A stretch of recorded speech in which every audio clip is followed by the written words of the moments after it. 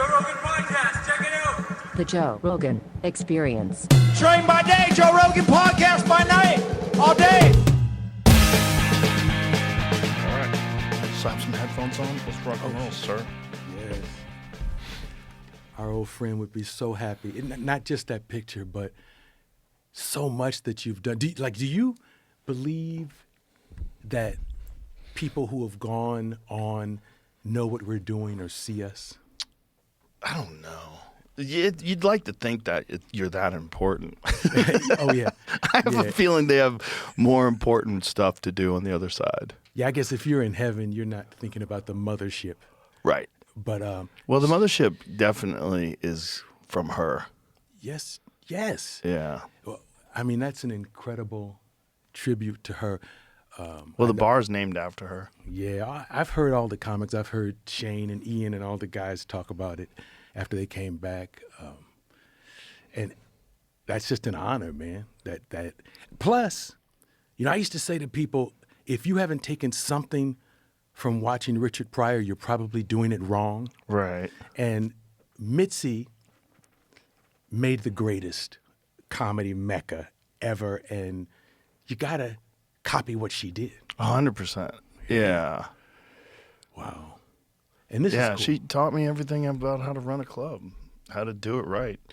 Basically kind of let the comedians run it, let the inmates run the asylum. Yeah. Yeah, we're perfect inmates for that. And right now, the Comedy Store is greater than ever. That's awesome. Yeah, it's wonderful there because, I even got Jay Leno to come back, because he remembered the old days and hadn't gone back. And I'm like, dude, it's different. They pay you for coming. They split the door in a different way now, and there are phones in bags. I had to explain that concept. Yeah, we had to encourage them to do all that. Yeah, that was your era. Yeah, well, once we left, we started doing that at the mothership for all the shows. Then other comedy clubs started following suit. It's the way to do it. People are too fucking distracted. Yeah, and I think it frees us up in a way. I'll say things and try things and not worry about seeing them on YouTube when they're not ready, or when I've made a mistake and gone too far and said something, Oh, 100%. It's also, you have to be free to fuck around and experiment. And if someone takes that fucking around and experiment, you don't know what's coming out of your mouth. Like right now, I don't know what's coming out of my mouth right before I say it, right? Yeah, right. And people have to understand that. This is not like when you're on stage and you're working out, like a lot of it is free balling. You've got material that's like sort of established, and you've got the bones of it, but you're also fucking around in the moment. And sometimes you fuck around in the moment and it works, and sometimes you fuck around in the moment and it does nothing. It goes, or it's terrible. You said something awful. And you're like, whoops, sorry. Yeah, we make mistakes. You're just fucking creating something. And then stand-up is the only art form that you have to kind of create in front of a crowd. You can get ideas and the concepts and the flesh of it alone, but it comes alive in front of the crowd. You have to be able to fuck around. Yeah, me and Chappelle, and you've done this kind of thing. Me and Chappelle met Chris Rock in Cleveland because Chappelle lives in Ohio, obviously. He's done something very similar to what you've done, but we'll get into that later. Yeah, he's done something really cool. Incredible. Basically took over a whole town. Yeah, and it's funny, and especially had a really funny joke about it, about how when white people move into a neighborhood, it's called gentrification.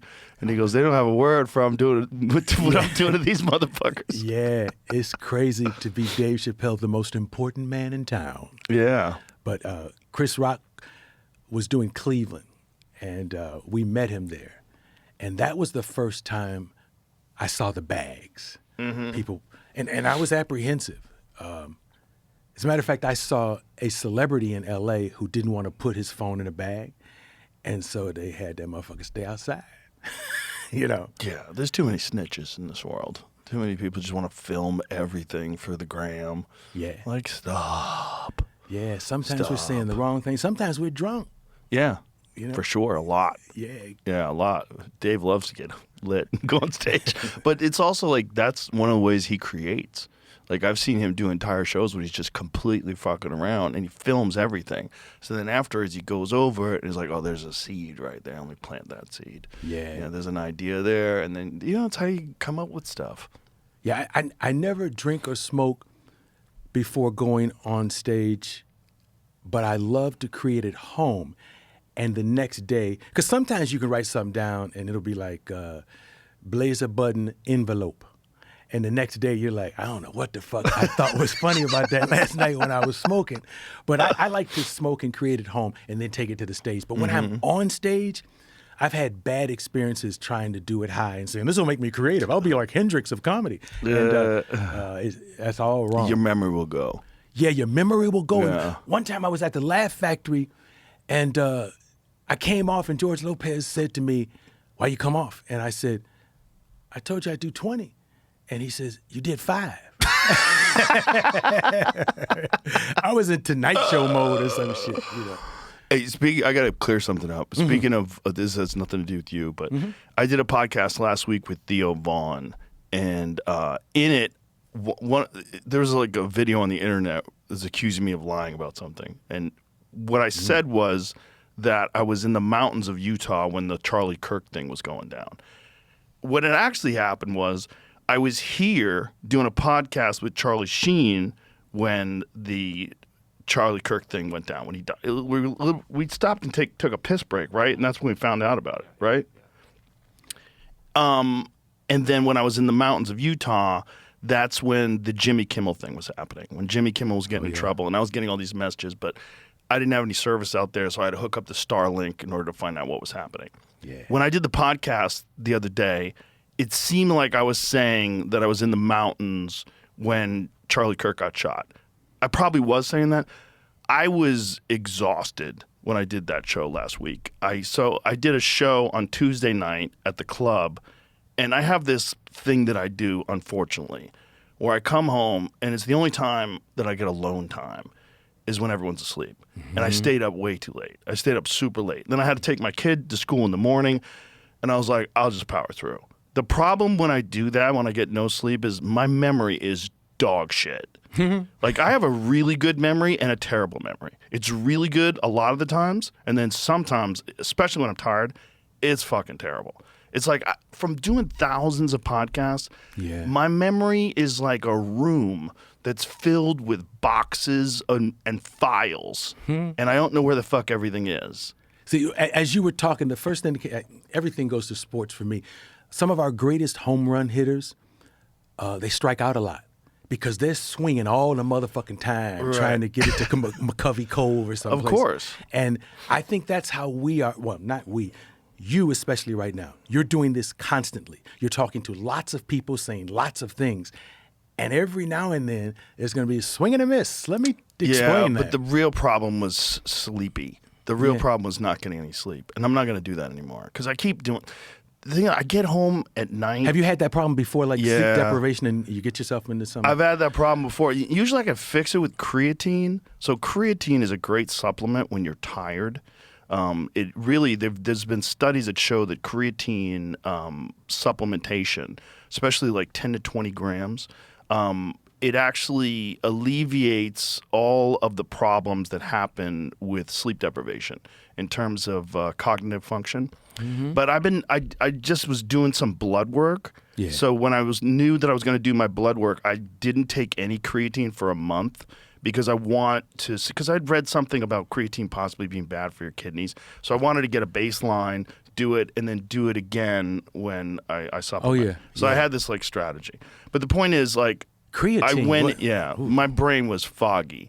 And so for the people that like heard that and like, what is wrong with you? That's what I thought when I saw, like, somebody put a video on the line. Why is he lying about this? I'm like, oh, I forgot. It wasn't a lie. It's just my brain sucks when I don't get sleep, and I'm not going to do that anymore. Because it's like when I get home at night is the only time I'm alone. It's like my only alone time. And even though I knew I had to get up in the morning and take my kid to school, I was like, I don't fucking care. I'm staying up. The problem with that is, like, when I have to do this the next day, I just don't function as good. I've done it before, but I feel it the next day. Like, I can't recall things. My words don't come out as smooth. I don't have as much. My vocabulary is limited.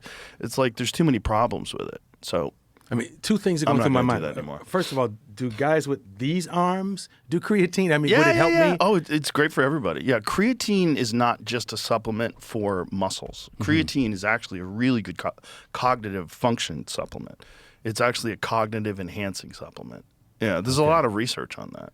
Yeah. And the other thing that hit me is I was listening to you talk recently, and you talked about smoking herb and how it enhanced the weightlifting process. What's that about? You feel it in your tissues, man. It's like you feel it's really good for coordination exercise. Like there's a lot of jiu-jitsu guys who smoke weed. They smoke weed right before class, like get ripped. And then, so the and go in Gracies and were train. high when I first started seeing it? Oh. Not those guys. Okay. Those guys don't do it, but a lot of guys do. I think one of the I don't want to throw him under the bus, but one of the brothers was really into smoking weed and doing jiu-jitsu, and arguably the best one. Definitely the best one. But a lot of jiu-jitsu guys do it. And a lot of guys like to do it before kickboxing. It's like you just feel your muscles more. You feel like your coordination more. You're more sensitive. It's weird. It's like instead of you being like abstract with your movements and, just kind of like doing it, it's like you feel all the tissues, all the connection. When you lift weights, you're like, you feel all the fibers of all your shit moving. It's like, it just makes you more sensitive. It's such an misunderstood substance. Not for everybody. I really believe some people should not get high. I think for some people, it throws them off and sends them down a dark road, and it's just not causes for them to procrastinate about their life and personal responsibilities. There's a lot of that. There's a lot of people that just wake and bake and just live in the cloud all day and never get anything done. And then there's a lot of people that also get like super paranoid and they get anxiety and they freak out. And then there's people that there's a lot of connections to marijuana and psychosis or schizophrenic states that but the problem with that is, were they already did they already have a propensity towards schizophrenia and marijuana pushed them over the edge? Were they going to get it anyway? Like, it's hard to say. A lot of those guys on a Diet Coke would have problems. Yeah, right? Right. There's a lot of guys just fucking red lights freak them out. There's people that just, life is too hard for them and they don't need something else that fucks with it. If you already have mental health struggles, probably shouldn't do mushrooms. What I mean? If you're already fucked up, if there's already some things that you're like struggling to hang on to everyday life, you probably shouldn't do acid. You know what I mean? Like, you should probably just try to like keep your shit together. But that's not everybody. It's like alcohol. Like, alcohol's not for everybody, but some people can have a glass of wine at dinner and just start laughing. It's a nice social lubricant. Some people, they get one drink and they're doing coke and they're getting hookers and they're fucking driving on the freeway and they're shooting at cops. There's like, they go crazy. Like, some people just can't handle alcohol. Doesn't mean it should be illegal. Like, that's crazy. And there's the same thing I feel with pot. Pot is super beneficial to a lot of people. And has been for millions of years. Yeah, for who knows. For me, that's my, like in the old days, you'd watch a television show and a guy would have a martini when he comes home. Yeah. I even talk about that in the book. When I come home, my girl has me a joint laid out on the counter, nice little raw papers. And that's daddy's cocktail. Yeah. It's a nice one, too, because it doesn't fuck with your body. The problem with alcohol is, it feels good while you're doing it, but then the next day you're like, oh. Yeah. Your fucking head and your body's Headache, tired. I hear swelling, and different kinds of things. And also, I'm from a home where my favorite person, my cousin, because I didn't have brothers and sisters, biological brothers and sisters. So when my cousin came to live with me, a male, he's a teenager, and he had a drinking problem. Like, I would go inside my toy box and find scotch. Oh, he would hide it? Yeah, he would hide it. He's parked in the garage when there were already 2 cars in the garage, and I loved him, and he was hilarious, and he, in part, helped to make me who I am. But a bad experience like that in your youth can make you a little bit leery about liquor. Oh, yeah. I had a friend of mine when I was in high school, and his cousin sold coke, and I watched this guy fall apart.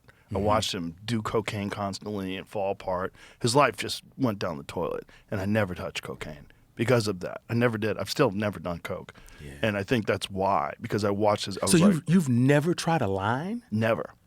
That's heavy, Not man. once. Yeah. Because I had to try it to see what it smelled like, you know? I mean. I'm sure I'd like it. My friend Jimmy said, don't do this. You'd love it.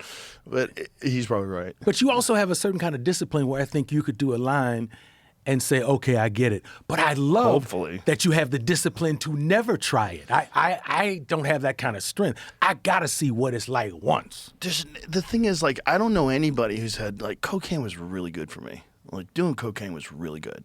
When I started doing cocaine, my life just really changed. I really got clarity. I started focusing. I was nicer to people. I don't ever hear that story. Yeah. Never, not once. I did a little coke, and then I was president of Yale, and I ran for. I do hear people say that about speed, which is weird. You hear people say that about amphetamines, like especially Adderall. Like how, like, oh my God, it makes me so productive. I get so much done. But it's generally like journalists and people that have to write a lot. Students. I'm very students. curious about Adderall because I'm hearing so much, and I'm thinking, like when I was doing the book, right? I'm like, would Adderall be good to focus me, to do for me what it does for students that I hear talk about it? Probably, but I don't. It's a pill, right? It scares me though, because I know a lot of people with problems with it. It's a real catchy one. It gets you. Yeah. And then you start leaning on. So that's one of the downs is it's extremely addicting. Very addictive. But what's the other downside? Any Well, others? I would imagine when you get off of it, you're exhausted.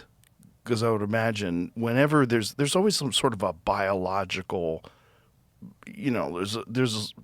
whenever there's no free lunch, right? Anything that speeds you up is gonna bring you down. Like if you're ramping your body up where you're focusing for fucking 16 hours just sitting in front of the typewriter, and that's why journalists like it. Yeah. I would imagine the back end of it. You've done it, Jamie. Yeah. Only twice, because it kept me up for 2 days. See, that's what I'm talking sounds about. like coke. That's it. It's an amphetamine, so yeah. I went to try to go to bed and was like, well, this isn't happening. So let's get up and see how. We're up all day. All right. Yep. 2 days? Yeah, I had to call off work. It wasn't good. And then you feel real dopey after it wears off, right? Yeah, I didn't feel like I succeeded on anything that day. Man, that is a fucking problem for me. Is like the lack of sleep thing. After this whole Charlie Kirk thing with what I was just talking about, I'm really going to concentrate a lot more on sleep. You can't fuck with that because it's like, especially me, it's like I need my brain to be functioning at its highest potential most of the time. Like that's what you're doing, especially when I'm in here. I was talking to Theo Vaughn. I didn't think it would be that big of a deal. Theo's a comic. We're just going to be silly. Probably, the most recent one? Yeah, the one I was just talking about. It'd probably be good to be loopy. Like, because, the writers on news radio, they would stay up all night on purpose just to get loopy. Because that was because they didn't really do any drugs. They just would use sleep deprivation to be silly. It was hilarious. Like, these guys would start writing at like 2 o'clock in the morning. Like, they would stay up, they would play video games, and they would start writing a script at like 2 o'clock in the morning. And then they would stumble in to, like, when we have a table read, they would stumble into the table read, like, just finishing the script. They would lay it out to us. They just got done printing it. And these guys would be fucking just completely out of it. Hair all fucked up, barefoot. It was really funny the way they operated. But there was a method to their madness. And that method was the more tired you get, the more exhausted you get into sleep deprivation, you get loopy and you get silly. And you start thinking silly things. Yeah. And those guys, that's how they would use it. They would use that weird state of mind, that loopiness to write. Yeah. This episode is brought to you by ZipRecruiter. When you're picking out plants for your garden, there's a million options. Even after considering things like climate, season, and setup, you still have a lot to choose from. Even figuring out which tomato plant to buy can be a headache because you need to look at the actual plant. Is it flowering? Does it have signs of new growth? Hiring managers, I know you run into the same problem. With too many resumes to go through, how do you make sure you're talking to the right people? Well, the answer for you is easy. ZipRecruiter. Try it for free at ZipRecruiter.com/Rogan. ZipRecruiter is making hiring simple and fast with its latest feature. It helps identify top talent who have the right skills and are interested in your role. They can even tell you why they're interested in their own words so you can get a sense of who they are. Cut through the standard and get to the standouts with ZipRecruiter. 4 out of 5 employers who post on ZipRecruiter get a quality candidate within the first day. And now you can try it for free at ZipRecruiter.com/Rogan. That's ZipRecruiter.com/Rogan. Meet your match at ZipRecruiter. I need my sleep, man. If I have sleep, I can do anything. I feel like they could have got there with weed without all the loopiness. You know, you want to get there, like you can get there with weed and, you know, you don't have to stay up all night. You get it like right away. Yeah, but weed ain't for everybody. It's not for everybody. It ain't for everybody. But yeah, I love having my sleep. As a matter of fact, that's the drug that's most important to me. Having an Ambien nearby. You like that? Yeah, just a little bite of Ambien. A little bite. Yeah, will hook you up. I knew a dude who would take that shit every day. He had to take it all the time. And then he was taking 2. and he told me, like, dude, my house could be on fire and I would have no idea. I'm like, that can't be good. But he needed it. It was the only way he could go to sleep. But he was also taking Adderall. So he was taking Adderall in the day, shit. and then he was taking Ambien at night. Can't believe he's still alive. Yeah, that's too much. Yeah, the Adderall fucked his life up, too. Woo! Yeah. It's not, you know, I don't think you should rely on anything for sleep. For me, I've never had a sleep problem, fortunately. I could go to sleep on a bag of rocks. I could just crash. It drives my wife nuts. Because, like, if we're on a plane, the moment the plane takes off, I'm out cold. I could just go to sleep. The bad thing about me is I can sleep best in places I shouldn't sleep, like church, you know? or sit and talk to my woman's church grandma. Church will make you sleepy. I don't know why. Why does church make you so sleepy? Or reading. Yeah, like reading will put you out. There are some Audible books that are worse than Ambien. Right. You know. Yeah. Something about physically reading puts me out. Yeah. Just sitting there, like looking at the pages, I just start nodding off. Yeah. The Alchemist, I have been on page 12 for like a year and a half, you know. Sit down on a plane and just read The Alchemist at the top of the page and I'm out. Yeah. It's fiction for me that puts me out. Nonfiction doesn't really put me out. Nonfiction is more, like, I guess it's more stimulating because it's real, you know, because I'm reading about real things. Something about reading fiction is what puts me to sleep. Yeah, for me, it's just reading. I can take out my license, you know, and look and say, oh, halfway through my name, out. This is cool, man. Not having sleep is got, like, a person that's got, like, legitimate insomnia. That's got to be the nuttiest fucking problem. Like, that's that movie, The Mechanic. No, The Machinist. Did you ever see that movie, The Machinist? No. Is that an action movie? Well, that's the movie with Christian Bale. Christian Bale, where he lost an insane amount of weight. Like, Christian Bale's a big guy, and I think he got to like 130 something pounds. Yeah. And the idea was that this guy was going completely insane because he couldn't sleep, and so he wasn't eating, and so he was just like up all the time, like out of it. And he, like, if you see what he looked like when he made that movie, like that's what he looked like in the movie. Oh shit. Yeah. That looks like he's about to make a whole different movie. Yeah, like he was about to die. And then he went from that, and right afterwards, he did Batman. So he got super jacked. He went from that. And then, by the way, the movie sucks. So this guy, like, wrecked his health for a movie that wasn't even good.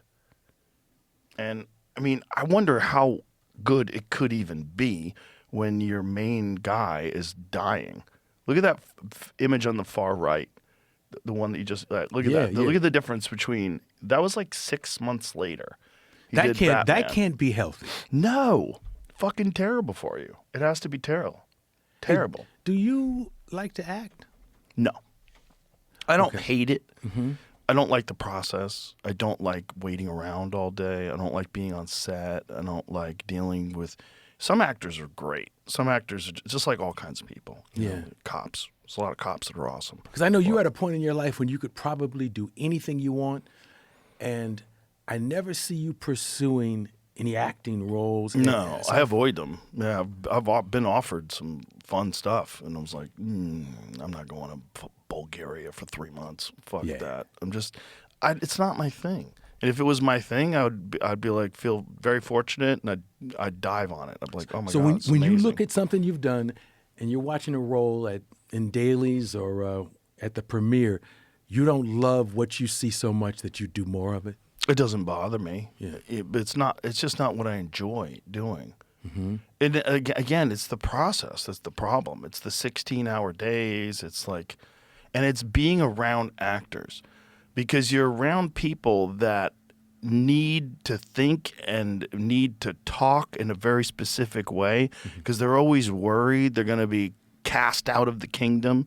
You know what I mean? So it's like this very disingenuous way of communicating that a lot of actors have, and it's just... And you always feel when you do something that this person's going to be your friend for life. I'll see you next month, right. And you never see that fucker ever again. It's such a disingenuous environment. Do you enjoy it? Do you enjoy acting? I kind of like it, but at 70, I prefer to just be at home. You're 70. Yeah. You look so good. Oh, thanks, That's dog. kind of crazy that you're 70. And no creatine. Imagine how good you'd look if you took creatine. I'm going to get it. 70, man. If you told me that you were 45, if I didn't know you told me you were 45, I'd believe you. That's nuts. Well, that's a blessing. Isn't that crazy? Yeah. And I'm happy. So that's unusual. Yeah, right? A lot of people when they're 70, they're bitter and tired. Yeah. I talk a little bit in the book about Richard Pryor coming to my first condo. I bought a condo so I didn't have a car yet. And eventually I got one. But when I first came to L.A., I wanted to be between the Comedy Store and the Improv so I could get to both. You know? Oh, right. So I bought me a condo, and I told Richard Pryor that I got a condo. I don't know. It's one of those, I think I heard you and Shane talking about it, how you see your heroes now and then, and sometimes you just say the wrong shit. And I was expecting this to be the wrong shit, but it's all I could think of. And I said, Richard, I just bought a condo. And he said, oh, wow, I'd like to see it. And I was like, oh, okay. And him and Rashawn, his body man, came to see my condo. And that was the coolest thing in the world. But the one thing I remember I had no furniture. And Rashawn had told me, his guy had told me to get some Cavassier. So I had some Cavassier, and we sat on the floor and drank Cavassier and listened to a boombox with jazz on it and talked. And he looked around at one point and he said, this reminds me of when I was happy. Whoa. And I don't even have to tell you what went through my head and what I thought that meant. And I didn't listen to him then. That's the thing is, people disperse knowledge to us from their experiences, and sometimes we're too young and dumb to listen. What did that mean to you at the time when he said, this reminds me of when I was happy? I was so excited that Richard Pryor came to see my condo. I didn't process it. But years later, I started realizing that he bought things and philosophies that made his life more complex. And he was happy. This is what I think it means. He was happy with the simple shit, Yeah. And sometimes, it's nice to have, isn't it cool to have money but still eat burgers if you want to? Because I remember walking through supermarkets and pretending I was shopping and eating out of the child cart, that little top part, and then leaving the supermarket, So it's nice to be able to buy anything we want. But at the same time, I get that thing of the simplicity and, no guard gate. Nobody's knocking down your door trying to get to you. Yeah, just a condo with no furniture. And for a guy like that, for the greatest that I've ever known in our world, to say I was happy when I had a little place with no furniture, I didn't think about it enough then. But later I realized what he meant when I was in a house that was too big with guest houses. Yeah. That would, you walk into a guest house and cobwebs get on your face, because you ain't been in there in a while and you realize, okay, this is what Richard was talking about. I'm doing a lot of shit for other people that I don't need. Right. And too much complexity. Yeah. Too much somebody said, complications. my business manager said something about my staff, and it dawned on me, what the fuck do I have a staff for? And I've simplified things a little bit in my life, and I'm really happy. It's just, me and my woman and a scaled down life. That's better. Yeah. There's a lot of people that just want a lot of people around them because it makes them feel important. They have a big staff. They have a lot of people working for them, a lot of things going on, a lot of different projects. Mm-hmm. Keep moving. Yeah. But no peace. Yeah. Not good. I always tell comedians, like, they're like, oh, I got to get an assistant. I go, no, you don't. Just do less shit. Don't get an assistant. You get an assistant, that person's going to want to kill you. That person's they're going to feel entitled. You're making all this money. They're not. You're famous. They're not. Yeah. They see you for who you really are. They're and like, you fucking regular guy. Why has he got all this? Like David Spade's assistant duct taped him and tased him. Remember that? Yeah. Try to kill him. That's heavy, man. And I've heard that the people who work for us always hate us. I've always avoided. Somebody told me. It's not always the case. They said, your housekeeper hates you. And I'm like, no, she's been with me 22 years. It's like, that bitch hates you, man. and I don't want to believe that. It's not always the case, but it is often the case that people that are around people that have so much, they feel like, why don't I have this? Like, I'm working for this person. Why am I not doing, but why am I not rich? This person could just make me rich. It's weird. You know what I mean? Yeah. Like, that's not what the job is. The job is you're a gardener. Garden doesn't make $5 million a year. Like, you're kind of being crazy. And then you get people that take advantage of you, where you get a bill and you're like, why does it cost this much? Like, this is kind of like, I have a friend who's very wealthy. He's a businessman, and he goes over every fucking little thing that people charge him, and he's always looking for, they're fucking trying to overcharge me. He signs his own checks. Yeah, but he gets crazy when he thinks people are overcharging him. But I'm like, dude, you're almost 80 and you're worth $1 billion. Like, why are you looking at like how much the car wash guy charges you? This is crazy. Maybe that's why he has $1 billion. Perhaps. I mean, he's a businessman. That's his thing. But what drives him nuts is this idea that people are overcharging him because he's wealthy. Oh, They're taking advantage of him. Joe, the craziest I ever went was I had a barber when I had hair. And a black barber is a skilled scientist, because back then I had it fried, dyed, and laid to the side with 3 Adidas stripes over on the left. And, my shit was intricate that year. And my business manager happened to be a business manager for 2 other entertainers. And he's also my friend. And one day he says, that guy charges the 3 of you different prices. And I'm like, get the fuck. So I found out that Johnny Gill was paying $100. I was paying $350. And that drives me crazy because basically, like you say, he was charging based on who I am. Right. Yeah, you can afford it. Yeah. And I had a friend who had more money than me, and he was charging him a crazy amount. It was like the rental of a rose. Crazy money. Yeah, well, that's what comes with the territory. People just think you're not going to notice. They don't care, Yeah, I guess, yeah. Do you think you are happier now than you were when the Arsenio Hall Show was at its peak? Yeah, I think I'm happier now because with that peak comes a lot of pressure and a lot of work. And I'd be a liar to say I don't enjoy having the money without the other shit. Mm-hmm. I did a good job of investing and making sure that when the lights went out, I was good.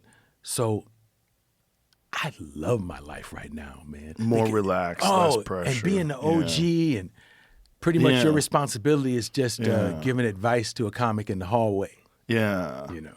A lot of the young guys don't understand what you did because what your show was like back in, I guess, when did it first come on the air? What year? Probably Coming to America was like 86, 87. I left New York and went and started the show. So 87, 88, sometime around in there. I'm bad with years. Yeah. During that time and in the 90s, it changed the whole landscape of late night television. Like completely changed it. Because late night television was stiff. You know, it was like, a fucking the desk. The desk made no sense to me. I talk about the desk and how I got rid of it, but it made no sense. But I was like, oh, finally he got rid of the desk. Yeah. The fucking are we being lectured? Am I in the principal's office? Like, what's the fucking desk for? But when they first started doing that in the 1950s, if you went to work, you had a desk. Yeah. You had to wear a tie. You had a desk, and they all smoked cigarettes while they were out on the job. You know, you watch like the Johnny Carson show. During commercials, Johnny will go under his desk, get a cigarette. Yeah. Well, they would often smoke on air. They would do it all the time back then. They all smoked How cigarettes. about planes? How about the fact that we could get on a plane to go to a gig, and there was a row behind us where smoking began. Right. And Which made I'm no in the sense. no smoking row, and the bitch behind me got a cigar. Yeah. You know? And it was just flooding the entire cabin. Yes. You know, Dice used to have a joke about it. You're in a fucking tube. Where's the air going? Yeah. But it was a weird time. But the whole idea was what I was getting to was like late night television was very stiff. It was, it was like, and then your show came around. Paul Anka wrote that. Did he? Yeah. Oh, wow. Your show came around, and then all of a sudden, it was fun and loose. And I remember when Clinton came on your show and played the saxophone. Yeah. And everybody was like, what is happening? The fucking president was he the president back then, or was he running? He was a governor. And that's right. He was trying to get the young vote, so he did me. And then the next day, they decided to do MTV because I think what my show did that night was changed how you run for the highest office in the land. Mm-hmm. And Look at that. Yeah. Look at that. The joke I had just done was finally a Democrat blowing something other than the election. When you look, you remember jokes in the moment. And dude, so what's interesting is after this, presidential candidates realized they had to come to Rogan and Sunday morning to meet the press, you know, and I like that. You know, they have to go everywhere now. Well, they go where the people are paying attention, right? Mm-hmm. But it was different because if they did the Tonight Show with Johnny Carson, it would be a very competent interview, but it would be stiff. It was like not even stiff's not the right word. It was traditional. It was like this was different. Like him playing the saxophone, running for president, playing the saxophone. I was like, what is happening here? And I tried to get. I told Jenna Bush this last week. I'm on this book slinging tour, and I told her. I said I invited your grandpa because back then there was a mentality that you do equal both sides. You know, and I don't think it was a rule, but. First of all, my dad was a Republican, my mother was a Democrat, so I was used to hearing both sides and learning both sides, and I thought the best thing I could do for young people is show them both sides, and that would be fair of me as a host. And we got a call from a man named Marlon Fitzwater who said, no fucking way we're coming there, you know, and I wonder why. It's almost like what you talk about with the desk. Society at a certain point is stiff, and it takes certain people to loosen it up and make a change. And I think it was just they're not used to it. It's like, why are they barking? And what is yeah, you know? That's right. Things that make you go, Oh yeah. You know, there was a lot going I on. had a couple of hooks going. Oh, you had a great hook. The things that make you go, everybody used that all day long.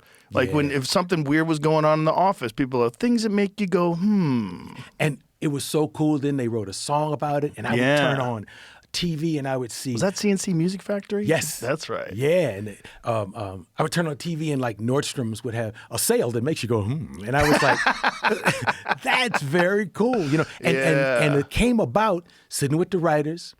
And I had done it at the Comedy Store. And he says, we could use that and just throw any joke in there, like randos that we don't know where to put. Right. And so it really was a cheating technique for a comic. Yeah, perfect non sequitur. Just a transition. Every now and then, hey, why don't black women breastfeed chocolate milk? And you have no place else to put that that thought. You know? So it's a stream of things that make you go, Yeah, yeah.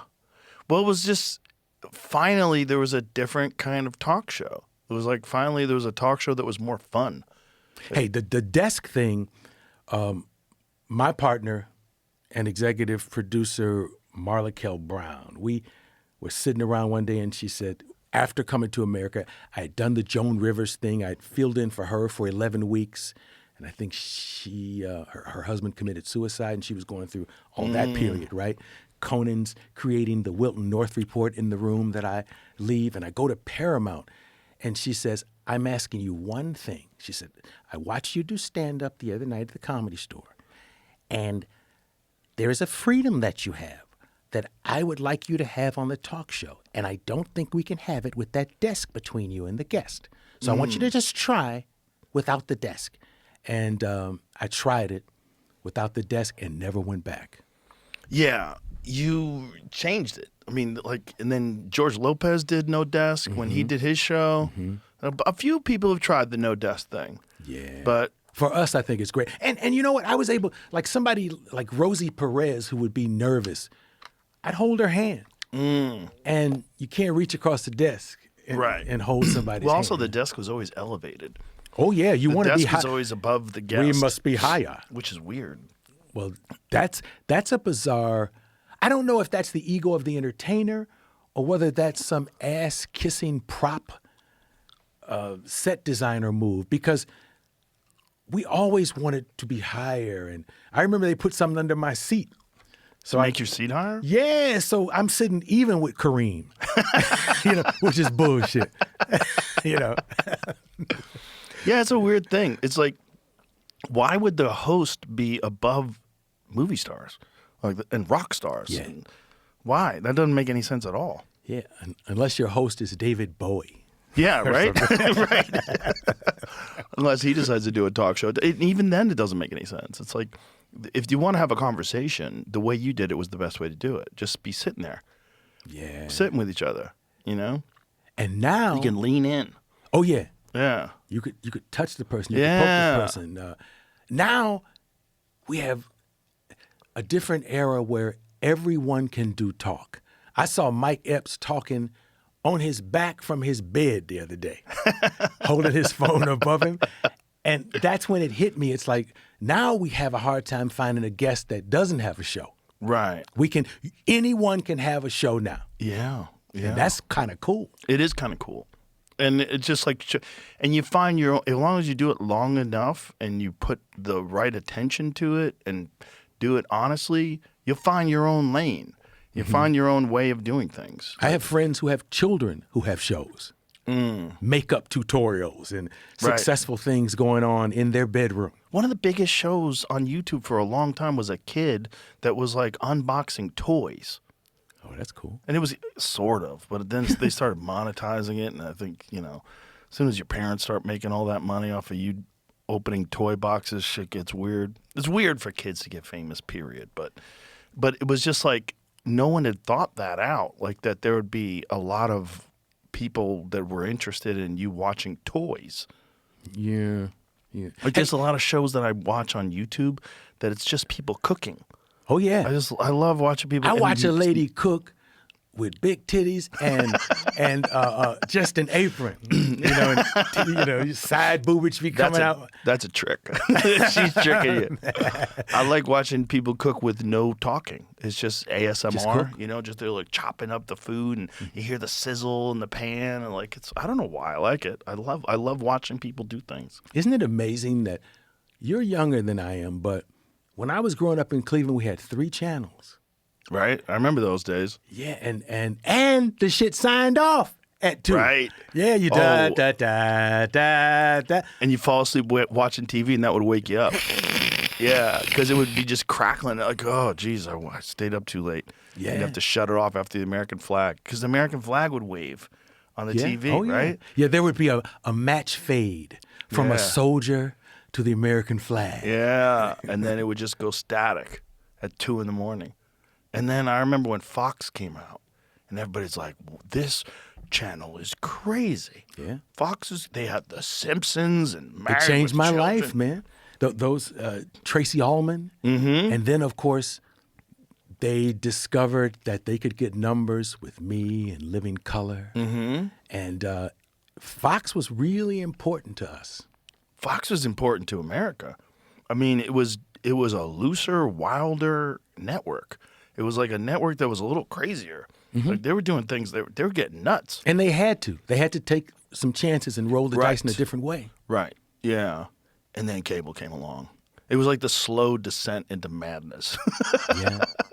And then all of a sudden you have 150 channels, and now you have like literally an infinite number of channels because of streaming and YouTube. It's like you can never run out of things to look at. Which is crazy because I turn a lot and I'm like, yo, motherfucker, they got 2 million stations and you channel chasing? You I can't know. find something?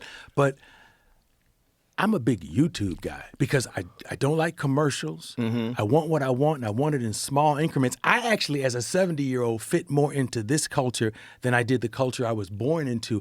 I like things for 3 minutes. It's fucked me up too. You know, I don't want long shit.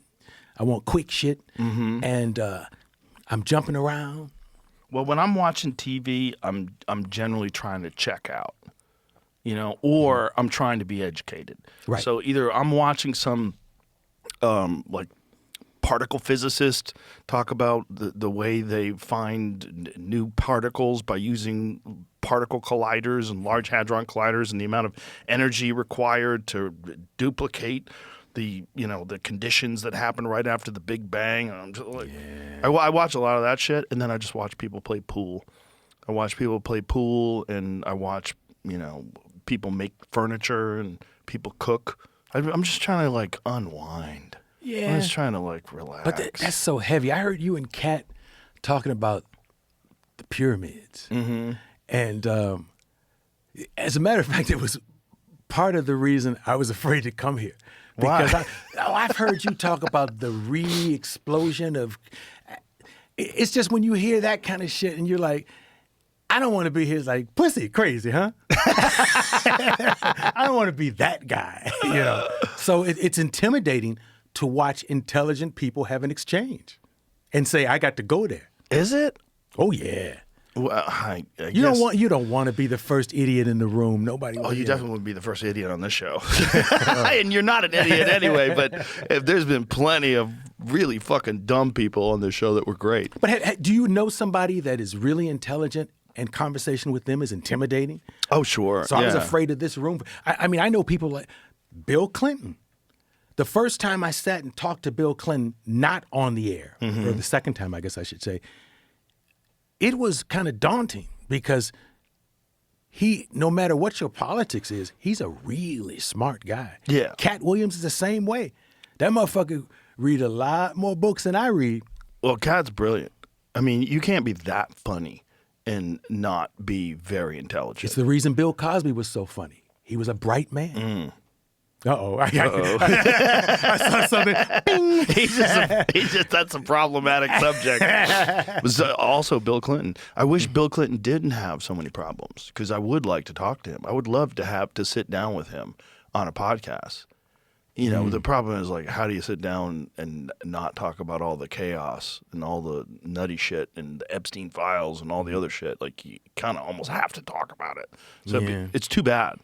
Because I think he's a fascinating person. And I think he's one of the greatest presidents of all time, for sure. And if you go back and look at what he accomplished during his administration, they balanced the budget. There was like one of the first times in the history of this fucking country that we didn't have a gigantic debt. Now our debt's like $39 trillion. It's crazy. Like everybody's so bad at balancing the budget. And you go back and listen to him talk when he was running for president. He's like super sensible. Like everything he said made sense. And didn't he move a little to the right? Well, I mean, it wasn't to the right. It was just sensible. Like what is to the right and what is to the left? It doesn't mean anything it's accepting anymore. that a lot of things are valuable that are not a part of your party's philosophy. I think we have to be willing to compromise and move a little bit. And that goes for all politicians. We have to be able to move a little bit to be logical and serve all of America. For sure. But I think the problem is parties all have to agree. And then they form ideologies that you cannot stray from. So if you're one of those people that says like, hey, maybe an open border's a bad idea because terrorists can come through. Like, oh, no, no one's illegal on stolen land. You know, everybody gets crazy because there's a party line that you have to stick with. This is today. Today, things are incredibly polarizing. But if you go back and listen to some of the things that Clinton was saying when he was running for president and when he was president, boy, these are like almost right-wing talking points in a lot of ways. But they're not. But it's not a little really, to the right. But it's not really right-wing. It's just sensible. Like what is right and what is left? Left used to be, first of all, freedom of speech was of paramount importance. It used to be that they were very open-minded. It used to be like that education was of crucial importance and that discourse was crucially important. And that you have to look out for citizens in sense of like having social safety nets and having welfare programs and food stamps and all those things which are really important for a society because not everybody is in the same position in life. And if we're a community of people, which is what a country's supposed to be, you're supposed to look out for everyone. You know, that's sensible. That's what the left used to be. And then it became trans women are women. Men can get pregnant. Like, and by the way, when you deal with left and right, you have to almost attach a year because we've seen parties change. Yeah. I'm always reminded that the Democratic Party was the party of the Klan, if you go far enough back. So I'm a Republican. I have to look at it all. Well, wasn't Lincoln a Republican? I believe Lincoln was a Republican. I think the Republicans were the ones who were trying to abolish slavery. There was a lot of weird things that shift back and forth, and that you think of right wing and left wing in today's standards. Like we were playing a clip of Hillary Clinton the other day when she was running for president. I think it was it 2008 or 2012? 8. When she was running for president, she's like, if you're here illegal from another country, you should have to pay a stiff penalty. You should have to learn English. And if you have any criminal history whatsoever, no questions asked, you get out of the country. And everyone was cheering like, the lady's MAGA. That sounds completely MAGA. Yeah, that's why I say when you deal with Democrat, Republican, you have to attach a year because it's evolved and changed many times. Well, that's all. You're just being manipulated. And you're being manipulated by these two teams, and you have to pick a team. You have to decide which team are you on. I hate that. It's so stupid. I'm politically homeless. I've always been I've been politically homeless for a long fucking time. Neither one of them make any sense to me. We need like a logical centrist government that like just says like, there's a lot of things that we should do to make this country a better place. We can do these things, and we don't have to attach them to left or right, and anything that the left says that's logical, the people on the right, they immediately dismiss it because it's coming from the left. And that happens the same where the left does it to people on the right. It's dumb. It's a team thing. It's like the Dolphins versus the Raiders. Yeah. It's just you pick a fucking team and you lay that team sucks. What a horrible game, by the way. You pick a team and your team rules and the other team sucks. And there's a lot of people out there that are they're not open-minded. And they love a good, rigid ideology that they can adhere to. So now I don't have to think for myself. I have a predetermined pattern of opinions that I can just adopt, and I'll just accept those. And that's how I think, and that's what I'm going to argue with. When I was young, I used to, in some jokes, say my heart is Democratic, but my wallet is Republican. Yeah. But it's not even that simple anymore. It's gotten much more complicated. Yeah, much, much more complicated. It's like, everyone should be anti-fraud, whether you're on the left or on the right. Or shouldn't unless be, you're committing fraud, right. then right. then I'm pro me. Yeah. Well, I think a lot of people that are certainly benefiting from fraud would like to dismiss it, whether it's the left or the right. Yeah. There's like. We have a problem in this country where we have a two-party system. Two-party systems are inherently flawed because there's no fucking way that one side is going to represent you entirely. And it's much more likely if you have like 5, 10, 15 different parties that are all legitimate, because we don't have another legitimate party. If you vote for Libertarian, and I've voted Libertarian before, you're basically saying, fuck these people. You know, fuck these people. I'm voting. You're jacking up the Dolphin Raider game. Yeah. I'm voting for rugby. Yeah, you know what I mean? exactly. That's what you're basically saying. You're like, I can't get behind either one of these motherfuckers, so I'm going to vote for this guy who has no chance. You know, and I've done that before. I did that with Joe Jorgensen. I did that with Gary Johnson. I voted for both of them. But why do you think we've not been able to come up with legitimate third, fourth, and fifth parties? Well, they got it locked down. They've got it locked down, and it's with money. Donations and money. Yeah, it's money and politics. When they allowed corporations to just essentially give as much as they feel like it, and when corporations and not just corporations but other countries. This episode is brought to you by BetterHelp. A lot of people hit stretches where money gets tight. And it's not just the bills. It's the constant pressure, the mental load, the second guessing of every decision. And honestly, one of the biggest difference makers isn't some perfect budget. It's having a solid support system when things feel heavy. And if that support system includes therapy, even better. Because while it can't solve your money problems, it can change your relationship with finances. It can help you manage the stress, anxiety, and maybe even any shame you feel around money. A good place to find a quality therapist is BetterHelp. Plus, they do a lot of the work for you. Literally, all you need to do is answer a few questions, and BetterHelp will match you with a fully qualified therapist online. They have an industry-leading match fulfillment rate, which is a fancy way of saying that they typically get it right the first time.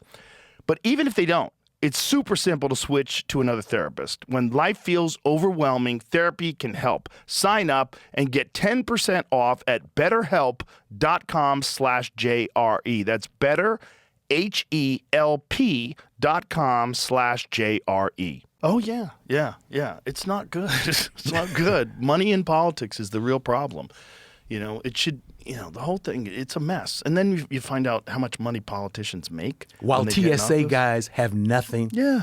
And politicians are still getting a motherfucking check. Yes, exactly. Well, I felt that way also about the lockdowns in California.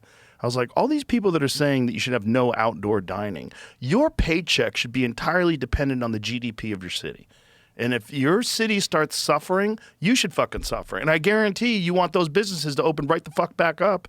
Because it didn't make any sense. They were doing things for optics only. And they were doing things because they like control. People love control. They love it. And once you give them power over people, they're in the control business. They like to keep that control. And it just gets gross. And they don't have there's no repercussions. They don't get in trouble. If all these, California lost. Somebody should be in trouble for the Epstein files. Somebody. At least one person, please? Yes. It's crazy it's that we're crazy. sitting around looking at that. It's crazy. And we know it, and we say it, but ain't a motherfucking thing we can do about it. Right.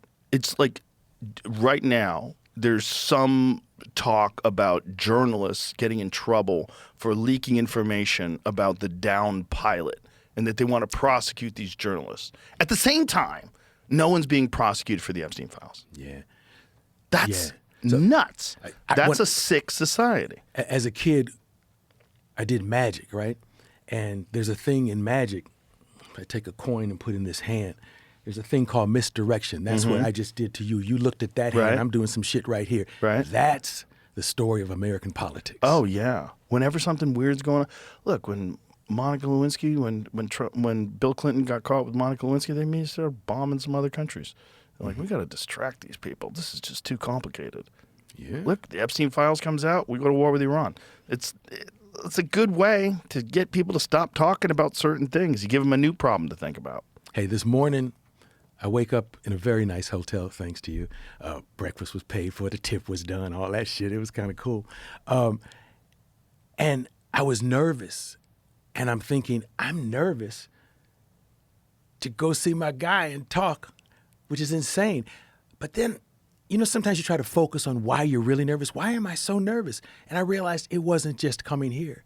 I had watched about a half hour of news, and it was making my stomach hurt. Yeah. Because I feel so sad on a lot of levels. And anxiety. Yes. And news just gives me anxiety.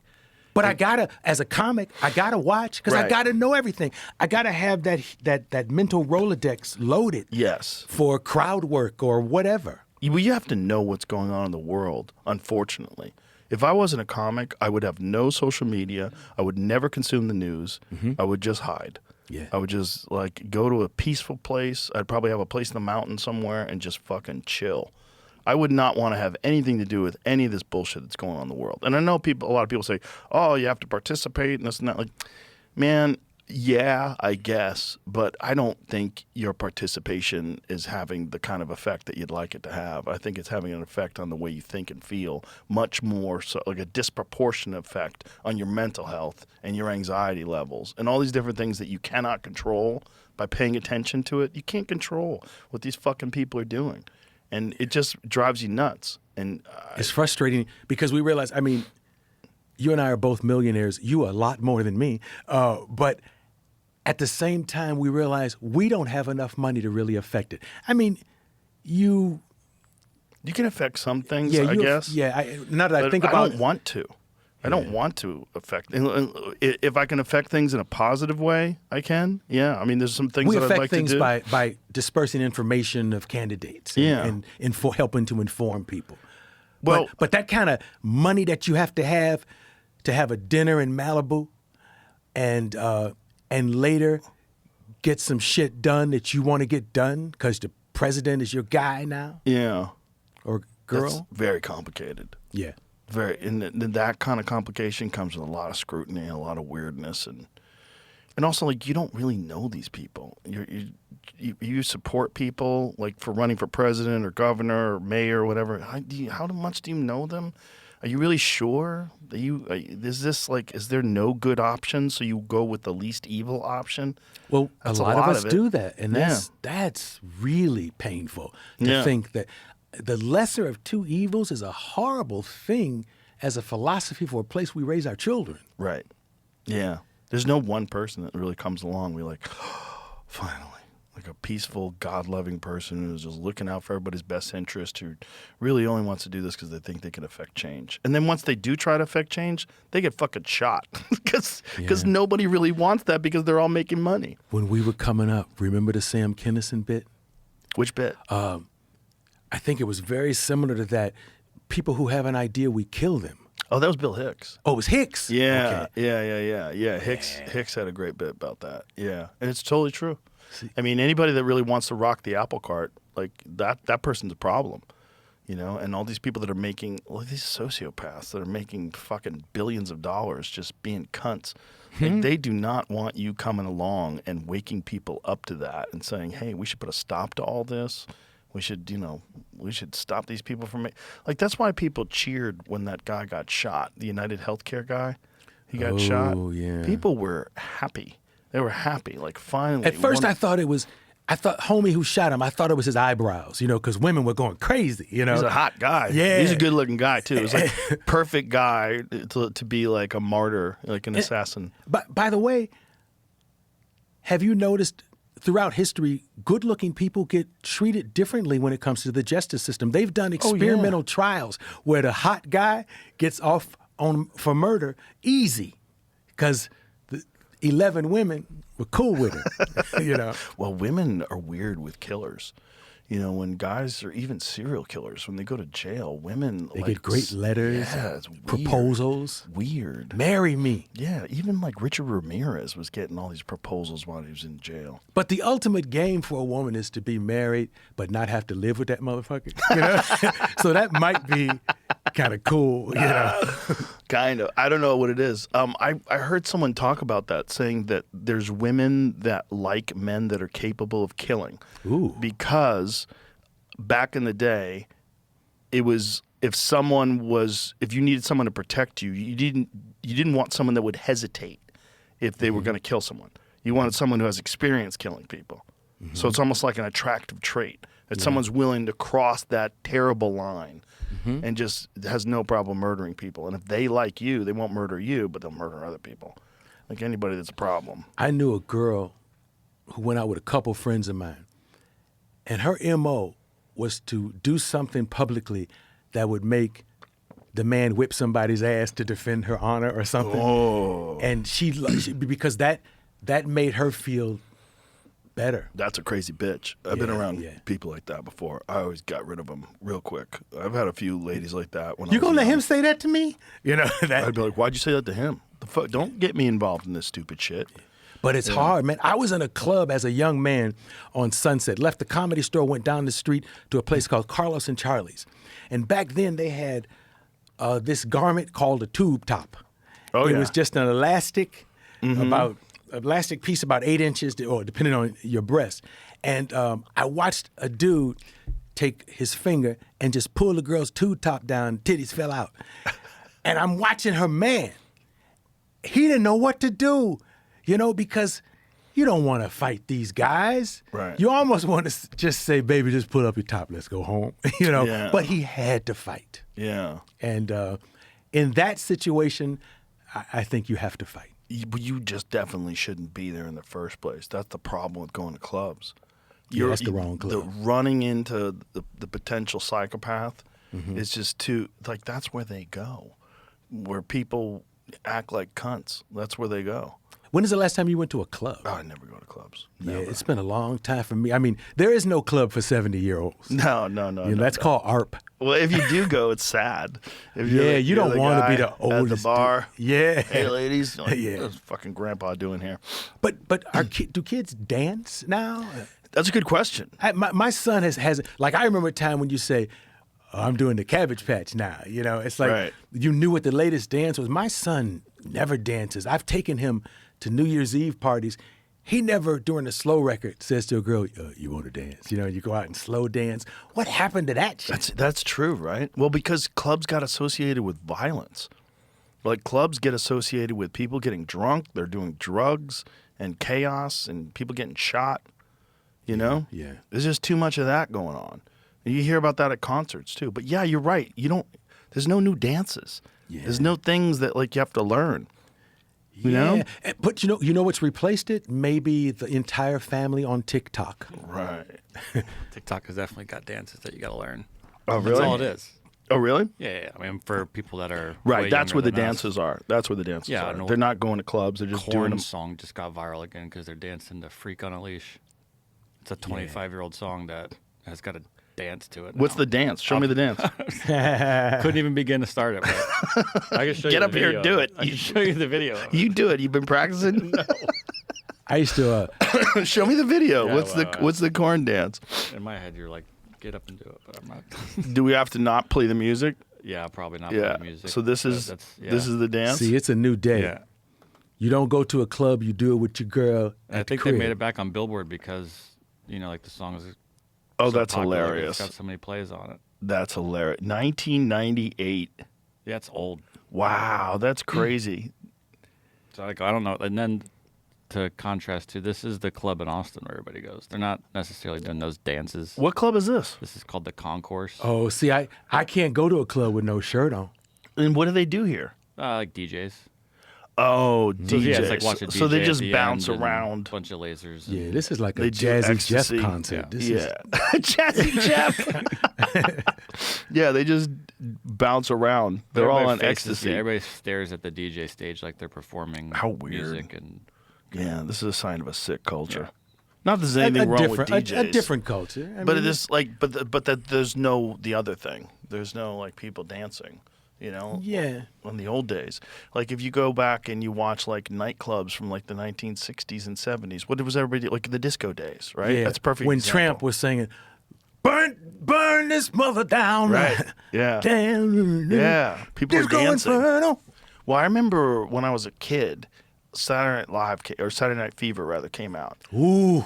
And that's when everybody wanted to learn how to dance because John Travolta, he could fucking dance, and they would have dance-offs. And black people were saying, we got to step up the game if this boy can do that. Right. You know, so we had to get better. Right. And then you had Soul Train, right? Where Saturday everybody was morning, dancing on man. TV. Yes. Yeah. Saturday morning was, that was life for me. There's no shows where there's like a bunch of people performing music on TV anymore. Well, that's that gap between me and you as talkers. One of the problems I had, and I talk in the book about this, I love music, and I grew up wanting to do that show. So when they start telling me, you know, you can get better numbers with Howie Mandel just talking than you can with this, because I put Boys to Men and the Temptations together once. I had to fly Boys to Men from Philly. I had, you know, and they wanted it less black, and now I got 14 brothers doing choreography, you know, and it's like, no, that's not what they we wanted meant. it less black? Well, like they would say shit like that to you? Oh yeah, they wanted. This is the carrot. They said, we know Johnny's gonna leave one day. You know, you always think it's gonna be 2 years, so you can inherit his audience if you do the right show. But Joe, I used to do the talk show in my basement, man, and we'd put on a Temptations record, and my friend Junior would be my guest, and he would sing Get Ready. On Soul Train, they lip sync. We knew the microphones wasn't plugged in, Right. and so he would sing, and then I'd interview him. I wanted to do that show, but You were doing that when you were young? oh yeah. When did you? How old were you when you were doing that? 11. Really? Yeah, my mother would have rent parties, and so she'd rent these card tables and chairs. And the people, like in LA, we call it town and country, right? That you can rent stuff for your party. So the next day they come and pick up the stuff in the truck. But before they'd pick it up, I would do a talk show with that stuff. And I dreamed of everything that I did eventually in my life. Wow. And it was the show I wanted to do. So at a certain point when they say, does Prince need a purple piano? You know, I said, yeah, he wanted a purple piano. And the show I was doing was just too expensive. And you and I talked once at the Ice House when I tried to do the reboot show. Yeah. And I was telling you how complicated it was. They wanted my Twitter site. They don't took want me your. to- I was telling people they took over your fucking social media and they wouldn't give it back. Yeah, it was hard to get back. That's crazy. I remember you telling me that. We were standing outside the outside area of the Ice House, and you were like, I can't get my fucking social media back. I'm like, that's crazy. They took your social media. Yeah. And they would use it to promote other shows. Absolutely. And the end of that reboot experience didn't go down exactly the way I wanted to. Like I got picked up first, and Jay Leno came out and read a letter from Les Moonves that I was picked up for a second season. And then we start talking about the second season. And here's the great thing. They wanted, you really got to stop doing the music. As a matter of fact, how about no house band? And it's What? interesting. But economically speaking, Joe, when I look at it, they wanted me to do Joe Rogan before there was a Joe Rogan. They just want you to talk to people and stuff. I'd watched Fallon with Will Smith one night, and Will Smith rode in on a horse. And I'm like, that's expensive. You know, they wanted me to do what we're doing right now because this is cheaper to do. I would love for us to have a hip hop star here right now following me. But this is economically sound. It's a new day. Right. So that's all it was? It was just a money thing? They just... Well, that was the reboot show. The first show, you know, if they want me to be in the position to inherit Johnny's audience, because they wanted me and themselves to make more money, a lot of money, keep making money. And I was kind of kicking the bag because I had wanted to do this show since I was a kid. I couldn't imagine. But a meanwhile, show. the thing is, your show was so popular. And by the way, they got numbers one night when Whitney didn't sing. She just came on, and that was the kiss of death in my morning meetings because they were like, look, Whitney sang nothing, and look at the numbers. You know, so The they were numbers are shooting so for the weird. Joe Rogan experience before there was an experience. That's fucking people concentrate on the numbers. It's like you're missing the trees. But you got to, Joe. Yeah. Sometimes it's really important for me to look back and say, I love that show that I did, and I don't regret a moment of it. But I get a corporate organization saying we can make more money and we can get more people in. Yeah, if I was I would be a terrible corporate executive, by the way. Because you would But lead if with I your was, heart. Yeah, I would say, just be you. Just have fun. And whatever ads we get, we get. Whatever money we get. And that's good. You get plenty. It'll be fine.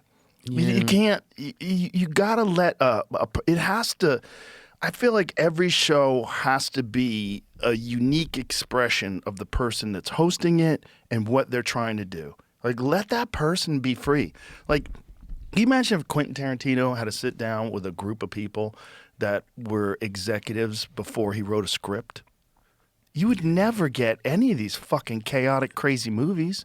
They'd be like, no, you can't bash a woman's head on a mantelpiece. That's nuts. Yeah. Like, don't do that. No, you can't, like in Jackie Brown, no, you can't fucking shoot that girl in the parking lot. That's nuts. You can't do that. You can't do any of these things.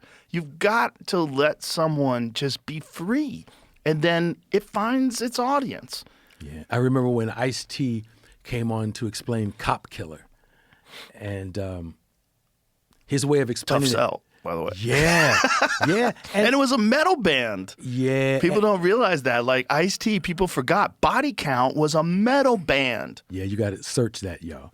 Right? A lot of people don't even know that he did that. You think of Ice-T, you think of rap. 6 in the Morning, you think of, Hustler, you think of all those classic songs, Colors, you think of that. You don't think of Body Count, which is like Ice-T reinvented himself, and he was like, I always love this kind of music. You can't tell me what the fuck I do. What I an like this kind of amazing- music too. Amazing career. That dude. I know, and now he plays a cop for like 25 years. How about that for irony? I knew him when he was a pimp, and now That's crazy. he's a cop. Well, remember when he was in Pimps Up, Hoes Down? Yeah, I mean, absolutely. he was in that too. Yeah, I mean, he was talking about the pimp game. It's hilarious. yeah. He came on. By the way, they didn't want me to do that. Book him, but I thought it was cool to expose America to some conversations they might not hear normally. Right. And the more power I got, the more I tried to push that envelope and do those things. He compared it to Schwarzenegger. He says, you don't think he's really the Terminator, right? And he says, right. I'm not a cop killer. But there's a message through this character. Right. And I'm paraphrasing, but Yeah. But it was nice to hear people who I know. I would talk to Tupac, and I would say that on the air. You got to talk about that on the air. And that was, we didn't have Twitter.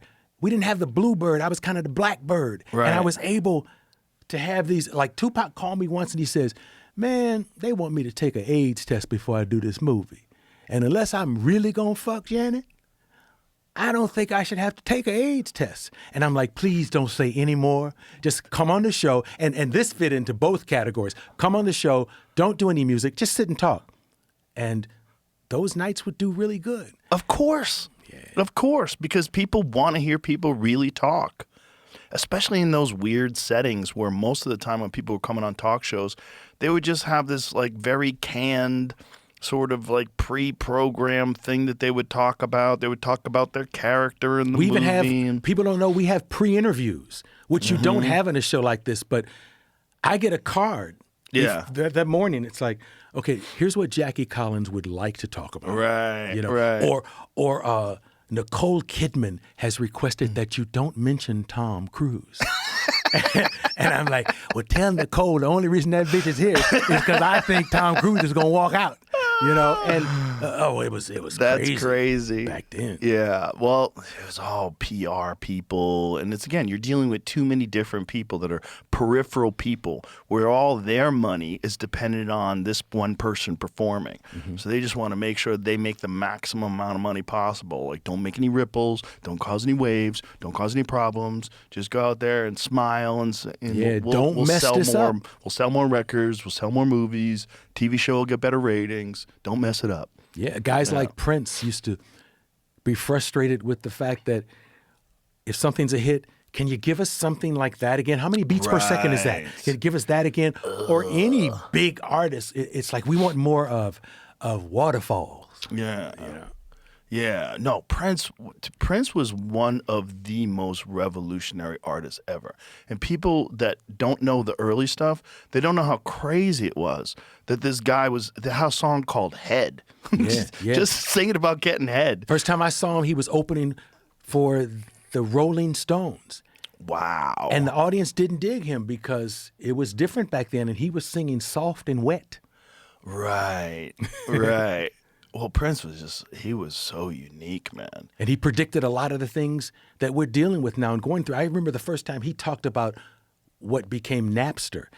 And he talked about owning your own property and what was going to happen, and slave on his jaw. And we thought that was silly, but it meant something. Well, he was dealing with these crazy contracts where these record companies, these predatory record companies, would lock you into these contracts and they fucking owned you. So his response to that was like, okay, I won't perform as Prince anymore. Now I'm fucking this shit. Yeah. I'm this squiggly. I'm a symbol. With a slave insignia on my jaw. What are you going to do now? I'm a symbol. I'm not even selling myself as Prince. Yeah. And he would just, I mean, how revolutionary is that? This guy said, okay, I know the workaround. I won't use my name anymore. I'll just be a symbol. He was a bad dude. But he was such a bad motherfucker that people are like, I know who that is. I don't care what that fucking symbol is. That's Prince. Let him sing. Yeah. Let him do things. Did you ever meet him? No, man. I had one opportunity to fucking see him live, and I blew it. At the Great Western Forum? No, it was at one of the hotels in Vegas, but it was a really late show. And I had a show earlier that night, and and Prince was doing small shows back then. It was like this small, like intimate audience, but it was like after midnight. I was like, I'm fucking tired. I'm gonna go to sleep. And this is like, I fucked up, man. I fucked up. Yeah. It's like when his career was in a weird place because he wasn't doing like big shows anymore, and he was doing this late night show, and people were saying it was really good, but I was like, I'm tired. I'm not gonna see this. And then years later, when he was dead, I was like, God, did I fuck up? I always thought Prince was going to be around. Yeah. And we lost Prince to fentanyl. Yeah. A lot of people don't even know in an that. elevator. God damn. Oh, I remember the Musicology album where he toured and he attached the album to the ticket so that when you bought a ticket, you were buying an album and it instantly became $1 million seller with that philosophy. He had genius that was way ahead of the pimps. Yeah. You know, I love it. He just knew that he was being fucked, and he knew that all they're selling is his brilliance.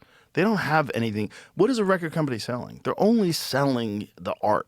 That's it. They don't make it. And they were getting a penny a copy. And bullshit exactly. Like that. The record company was getting most of it. And now it makes even less sense because nobody even buys albums anymore. It's like, how the fuck are these record companies even surviving? It's so crazy that they still figure out a way to latch their tentacles onto these young artists. And for young artists, they feel like they've made it when they're a part of a record deal. Like, I got a deal. And I almost want to tell them, like, that ain't a deal. You got to deal with the devil. Like, if you just put your shit on YouTube or on SoundCloud or anywhere where people hear it and they start sharing it, you'll be huge. Yeah, we're getting smarter and learning how to deal with the pimps that pimp us. You know, I talk in the book about Prince also had a great sense of humor. You would have loved him, you know, as a person, beyond the musician. And there was a time when I was hosting the MTV Awards, and he had no ass in his pants. And, you know, so when he's coming past me down the hall, I realize, oh, shit. Because this motherfucker ain't got no ass in his pants. We'll be talking about this tomorrow. So obviously, when I get back to the show, my first monologue is about that night. Look at that. Yes! 1991. Isn't that crazy? That was nuts. 1991. And so I do jokes about that in the monologue. Of course. And like a week or two after the jokes, I get a box in the mail at Paramount, and it's from Prince. And I open it. I figure it's maybe a hoodie. Right. I opened it, and it's a beautiful black and white suit with all the Prince symbols on it. Made me look like I was the drummer for New Power Generation or something. It was a cool suit. And I'm looking at it, and my assistant said, "Turn it around." I turned it around. There was no ass. Did you wear it? No leg. Hell no. Not even at the crib. I never put it on. It's like I could never bring myself to putting on that suit. It had no back, Joe. Oh, that's it was, hilarious. But that's his sense of humor. That's hilarious. That's so funny. I took him to an after-hours joint once. I talk about that in the book because he was very interested in what people listen to and what moves people in clubs. And I told him about an after-hours joint down the way south of Wilshire that was in a lady's house. And you have pit bulls and a fence, and they let you in, they lock the chain back, bring you to the back, and you put money on the counter, and they put your liquor in a solo cup, not a legal place. And I told him about the place, and he said, "I want to go." And I took him down the way to this spot. He had an acrylic cane and a suit where the shoes match the suit, exact same material. And he sat with me in this after-hours joint and listened to the music. And it was where the strippers What would go. year was this? Oh, God, this was maybe 2 years after I left the talk show. And So did he need the cane back then? Was that when he was having hip problems? I think so. Now we understand that maybe he had a hip replacement or something. I thought it was fashion, but it probably was a little necessary that year. And he sat he there. was all his dancing and He going should crazy. jump off speakers, yeah, Joe. Yeah, And land with heels. Mm-hmm. So that's what fucked him up. Yeah. Yeah. A lot of pictures with him with a cane over the time, though. He probably was struggling even back then, because there's a lot of guys that blew their hips out. Yeah. He probably needed it. because he was an athlete per se, Oh, for sure. I mean, his dancing was insane.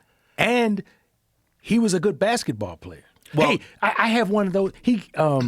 The hat with the police hat with the chain. He sent me that one day. Wow. So I'm sure there are a few of them, but just to have one of those from him, and he sent me like what looks like a Smith & Wesson 38 long, but it was fixed up so the microphone was where the barrel is. So he could hold a gun and sing into it like that. Oh, wow. I have that. And it's wow. very cool. Very cool. I became good friends with Charlie Murphy, and Charlie had. Oh, look at that! Yes. Wow. I have one of those. I don't know crazy. how many there were, but I have one from him. That's crazy. Wow. But Charlie Murphy? Well, Charlie had all those great stories about Prince that he did on Chappelle's show. Yeah. I mean, that was like that whole segment of like how good Prince was as a basketball, and that people didn't believe it because he's so short. But meanwhile, he could fucking play like a motherfucker. Oh, yeah. He had a crossover move that was crazy, and he could roller skate. And I mean, amazing with a lollipop backwards and shit on one foot, So he was. Well, he was an athlete. Yeah. Really. I mean, you can't dance like that and not have incredible body control. you know? Yeah. But the problem is when you're doing show after show after show after show after show For years. you're tearing your fucking joints apart, and that's probably what blew his hips out. That's one thing about us, with the exception of the shit you used to do on a stool, that balancing act. The Kardashian joke. Yeah, our joke, our life of jokes isn't very No. All we got to do is take care of from the neck up, take care of your mind, Yeah. our body. No comedian has a bad hip. Well, you generally don't get it from performing on stage, that's for sure. But when you're dancing and jumping around and doing all that shit, like Ted Nugent blew his knees out jumping off of speakers. Like a lot of people did that. They went crazy. They were just putting on a show, and you don't realize you're doing it. Maynard from Tool, he blew his hip out, stomping on the ground all the time. Wow. Just stomping while he was singing. He had to get a hip replacement. Yeah. I like being a stand-up. Well, it's definitely easier on the body. That's true. You And- still get up on stage ever? Oh yeah, all the time. I'm going up In your tonight. own club? Yeah. What nights do you go up? Usually Tuesday and Wednesday I do it, but I do it, off nights too, different nights. But Tuesday and Wednesday, almost every week, I do a show there. I promised my woman I wouldn't go to the mothership. Why? When I told her she's like, when you go, I want to go. It's a big deal if you're a comic, you know. I mean, it's a huge deal. But I want to come one night, fly in, and just let me have 10. Dude, you can go up anytime. You can go up tonight if you want. I got a show tonight. Yeah, I got to fly home and do. I'm still slinging this book, man. I hear you, brother. Well, anytime you want to come by and do a set, you're more than welcome. I love it. Come down and here. hang out. Everybody's been so friendly. The green room's an amazing hang too. That's what I hear, but I've heard so both much sides fun. of that. I've heard don't be in that motherfucker if you're not supposed to.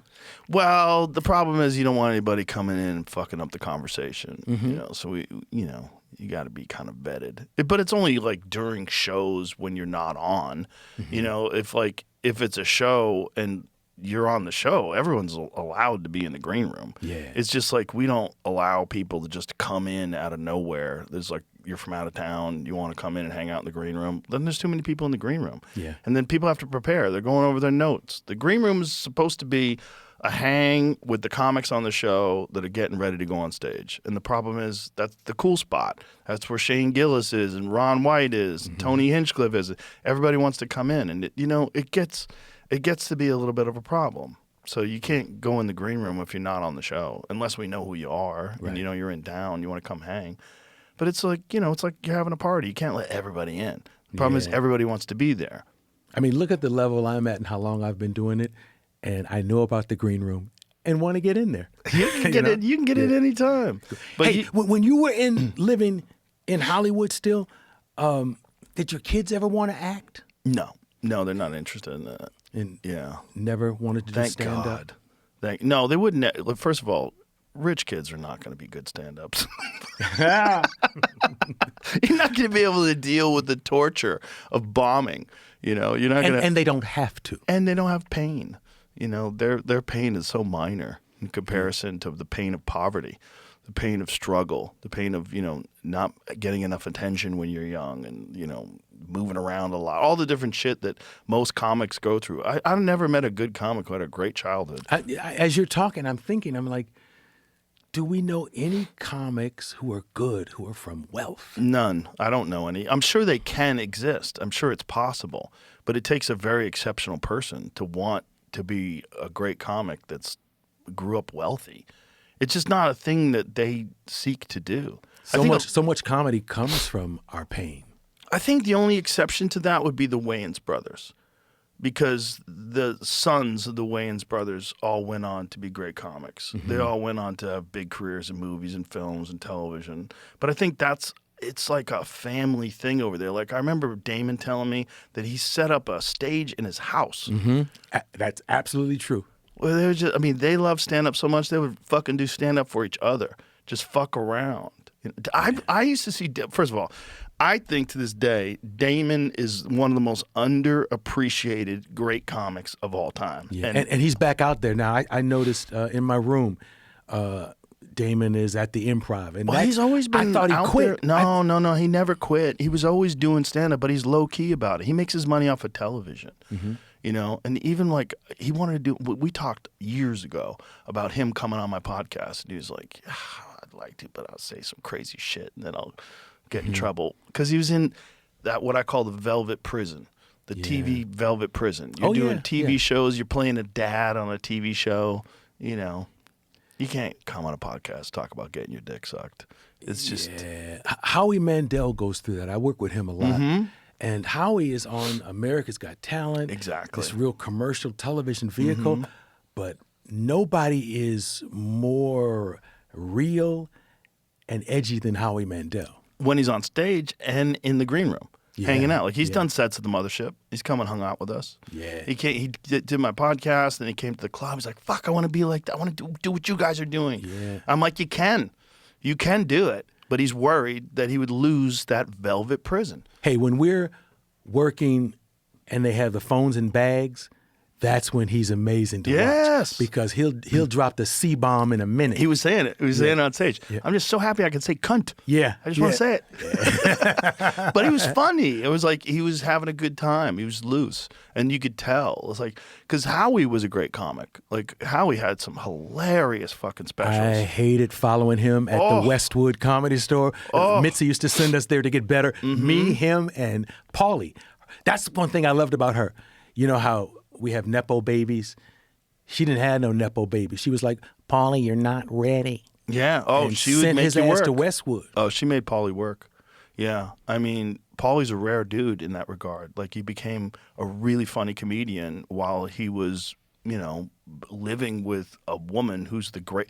As in terms of, like, people in comedy that are, like, some of the most critical, important people, she's the most important person in the history of comedy that's not a comic. Absolutely. There is no argument. No argument. There's no one even close to her. And her son... You know, I mean, went on to have huge success in films and movies. I took Mitzi. Remember when we had the Universal Amphitheater? Mm-hmm. I got tickets and took Mitzi to see Paulie open for Sam Kinison. Wow. And it just blew her away because she had never seen him in that large environment. And it was really cool That's to watch awesome. her watch her son. Well, she let him grow the right way. You know, she didn't give him a silver spoon. By the way, she made him figure Mitzi it out. Shore started the Comedy Store, and she's the mother of Paulie Shore. Because I say Mitzi to you like it's a cousin. Right. Well, we talk about her so much. I think a lot of people listening know. But she's the most important person in comedy that wasn't a comic. And more important than most comedians. Like, she would tell you how to do it right.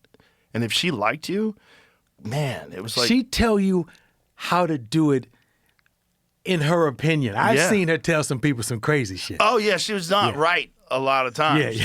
She had some wild ideas that She weren't had good. a girl put on a green wig one time, and I'm like, I'm not sure, you know, but she was trying to find some kind of hook for this girl. And I'm like, if you don't want to have to wear the green wig, go home and figure out a hook. Yeah, she made Joey Diaz call himself Fat Baby. Ouch. When you would look at the lineup, like, I bet you could find it online if you looked. There's lineups from the Comedy Store. It'd be a bunch of comedians, Bill Burr, blah, blah, blah. And then you'd see Fat Baby. And that was Joey Diaz. She would call him Fat Baby. She wouldn't even let him use his fucking name in the lineup. It would be Fat Baby. I remember having a conversation with her and Paul was exacerbating the problem because she was like, Rodriguez? Paul Mooney. Oh, Mooney. And we got so many man. Pauls in our life. So God, we're I love sitting that dude. talking, and Mitzi's about to start the belly room because she thinks women need a place to perform and to get better. That was what the belly room originally was. A little college up there for ladies. And she was trying to think of a name for it. And she says, I'm also thinking about having one night of just black comics. You know, because there was only George Wallace, Dave Tyree, and Mooney at one time when I arrived. And What year was that? I came in 1980, New Year's Eve. Wow. I drove out from Chicago because I'm from Cleveland and there were no comedy clubs in Cleveland back then. So I had to go to New York, LA, or Chicago. And my mother was living in Chicago at that time, so I went there because rent was free for a while. And that was a lot of fun. But Mitzi, for the Black Night, she said, Paul, what do you think I should call it? And she says, I was thinking cotton comedy. and I'm no, Mitzi, no, you can't. And I was trying to explain why. And Paul was like, oh, that's wonderful. Let's that's exactly what we should call it. Oh, homie. Oh, homie, cotton comedy. He was cool. Oh, man, Paul, that guy would write. Man, there'd be something that would happen in the news like the day before, and Mooney would go on stage and have like 15 minutes on it and just crush. And he did something that I know I hated. He requested the last spot. Oh, he loved that. Wanted to go on late, wanted to stay on as long as he wanted, and would fuck with you if you tried to get up. Oh, you don't like a smart nigga. But don't leave too early. My friends at your house robbing that motherfucker. He would have so many things like that, so many hooks. And he was just so good at working those small crowds. He just liked the freedom of just being able to fuck around you know, with a bottle of champagne with a straw. little tiny bottle of Yeah, champagne. the little split. Yeah, and he would sip on it during punchlines. Oh, nigga, please. And then take a sip. We all used to sit in the back and watch him. It's like if you thought you were good at comedy, you'd watch Mooney and go, God, I got so much to learn. Yeah. I got so much to learn. All the great comics that we know now at one time would sit in the back of the OR and come late to watch Paul. Absolutely. I used to, on a landline, I used to call Keenan and say, yo, I'll meet you there. We were going to see Mooney at 1:15. I would always love to see Mooney when something fucked up happened in the news. Like if there's something fucked up happened in the news, I'm like, when's Paul going up? Yeah. You know, it's just like you had to go see him because he always had a take. And, you know, that take was always like, oh, shit. You know, it was like he would get you. He would like find an angle where you'd be like, oh, my God. Oh, my God. He was so clever. The He was so coolest smart. conversations at the comedy show. When Richard would come up every night, and Richard would go from 5 minutes to an hour, and then it would become a great special that you go to at the theater to see. But I would watch Paul Mooney before we had cell phones. After it was over, Richard would go and have a cigarette in the main room, like on a Monday or Sunday, I think it would be closed, and that's where we'd call it holding court. He would go in there first and just want to dry off for a minute, smoke a cigarette, and Paul would come in with a napkin with stuff written on it, and he would just, oh, and how about this? And he would give him tags. And as a matter of fact, Richard on the back of an album, that joke, you go to prison, you get justice, just us, nigga. And he gave that to Richard, and it was on a prior album. But Joe, that was a time Richard would work out every night. He'd work the original room, go in the main room, and entertain his guest, and it would be like Burt Reynolds, Moses, Charlton Heston, Wow. Bernie Casey. But you would see like, Burt Reynolds would have Sally Field with him. Wow. It was amazing. They would all come and bow to the king, dog. Yeah. Well, he was so different. Yeah, I always say that the godfather of comedy who started everything was Lenny Bruce. But then Richard figured out a way to take that and make it way funnier. He figured out how to take that kind of honesty and social commentary and figure out how to like talk about life. Because people don't know that before Lenny Bruce came around, it was just jokes. It was just like two Jews walking to a bar. They buy it. Dun-dun-dun. Yeah. It was jokes. It was like it was epic Dangerfield's jokes. rhythm.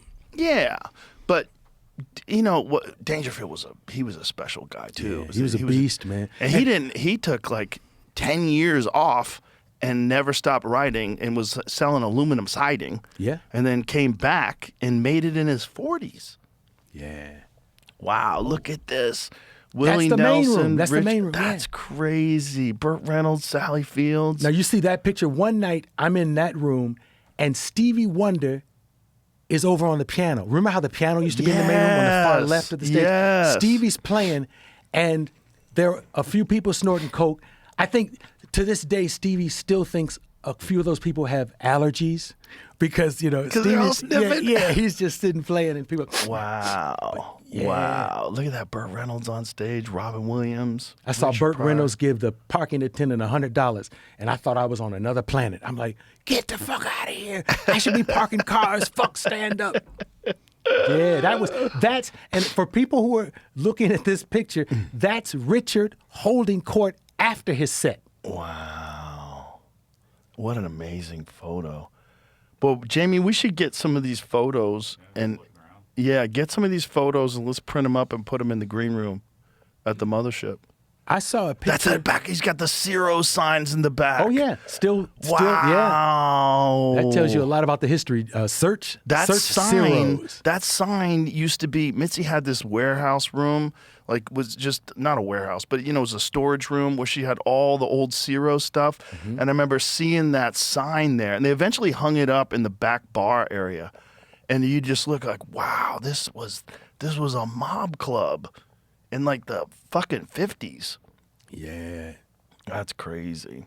I saw a picture you have in the entry of Richard Pryor's mugshot. Yeah. I had never seen that. What did he do? I don't remember. Yeah. I don't remember, but he was very young. That mugshot was, I think he was like 18. Yeah. I don't remember what it was. I have mugshots from everybody who got arrested.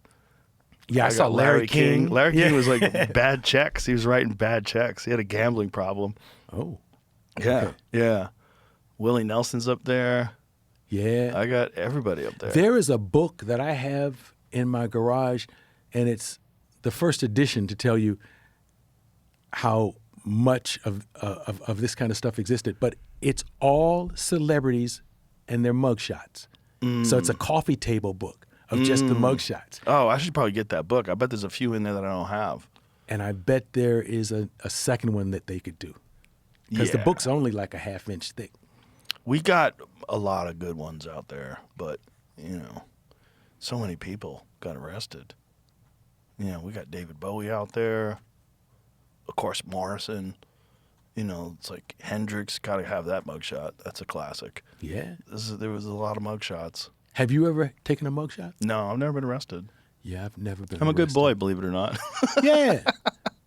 You know, I mean, we've done things, but not enough to have to take those pictures. Yeah, luckily. But also, we live in a different time. You know, in the 1960s and 70s, when those guys are getting arrested, they're getting arrested for like having a joint or something like that. Yeah. You know, Oh, yeah. Jimmy, I think he got arrested in Toronto for having heroin on him. I think that's what he got arrested for. I got pulled over and had a joint in my ashtray in 1989. And I was scared to death. And the cop was real nice to me. But he did the corniest thing. He says, get out of the car. And he made me rip up the joint and drop it in the sewer at the curb there. And he says, now get your life together. Like, bitch, this is helping me get my life together. Absolutely. It makes me funnier. That's funny. That's The hilarious. good old days, man. I remember you talked about Rodney earlier, Rodney Dangerfield. You know how we love comedy. We'll never stop doing it. We'll do it until the wheels fall off. And I remember him on stage at the Laugh Factory near the end of his life. And I saw him there. Yeah, and his wife was in the balcony giving him lines through a wireless earwig. And if you went up top, you would hear her say, I don't get no respect. And I don't get no respect. You know, and first of all, two things. First of all, it warmed my heart that the woman who loves you is going to help you do what you love. Mm-hmm. So that made me feel so good. And it was like, I want a woman with that kind of heart because I know I'm going to want to do it when I'm older. She gave us his notes from one of his Tonight Show appearances, and they're framed on the wall in the green room. It's his handwritten notes in bold. He would like write it in bold where the punchlines were. Mm-hmm. It's like sitting there right above the couch. That's cool, man. Yeah, it was one of the first things. Whitney Cummings hooked it up. She got it for us from her. She wanted us to have it. Whitney Cummings, I saw Rodney live when I was a security guard. I was a security guard at Great Woods, Great Woods Center for the Performing Arts, which was in Mansfield, Massachusetts. Oh. I lived in Boston. Yeah. Me and a bunch of the black belts from this Taekwondo team that I was on got jobs as security guards. Mm-hmm. And I was 19, and I was backstage, and Rodney was walking around with a bathrobe on with nothing underneath it. That was when he was going on stage with a bathrobe. He got to such a fuck it point in his life where he would literally go on stage with nothing but a bathrobe. He would walk out there with a bathrobe and slippers and just fucking murder. I remember being in the and I wasn't even thinking about doing stand-up back then. Mm-hmm. Back then, I was just fighting, and I was a fan of comedy. I always loved comedy. Your fighting friends talked you into doing stand-up, right? Yeah, one of the guys that I trained with, my friend Steve. But when I went there, I remember like you want to talk about not giving a fuck. Like this guy really didn't give a fuck. Mm-hmm. Like he had gotten to a point where he had so much success and so much money, and this is after Back to School and all those big movies, and he was still just going out there doing stand-up. He was smoking weed back there, and he would go on stage with a bathrobe on. And I remember thinking, that is the wildest shit I've ever seen in my life. I remember as a young man, because I was always... You know, you're fucking 19. You're scared of everything. You're worried about the future. You don't know what, you have no security in your life at all. And here's this guy with, millions of dollars, massive amounts of fame, and he had got to that I don't give a fuck stage. But he really did.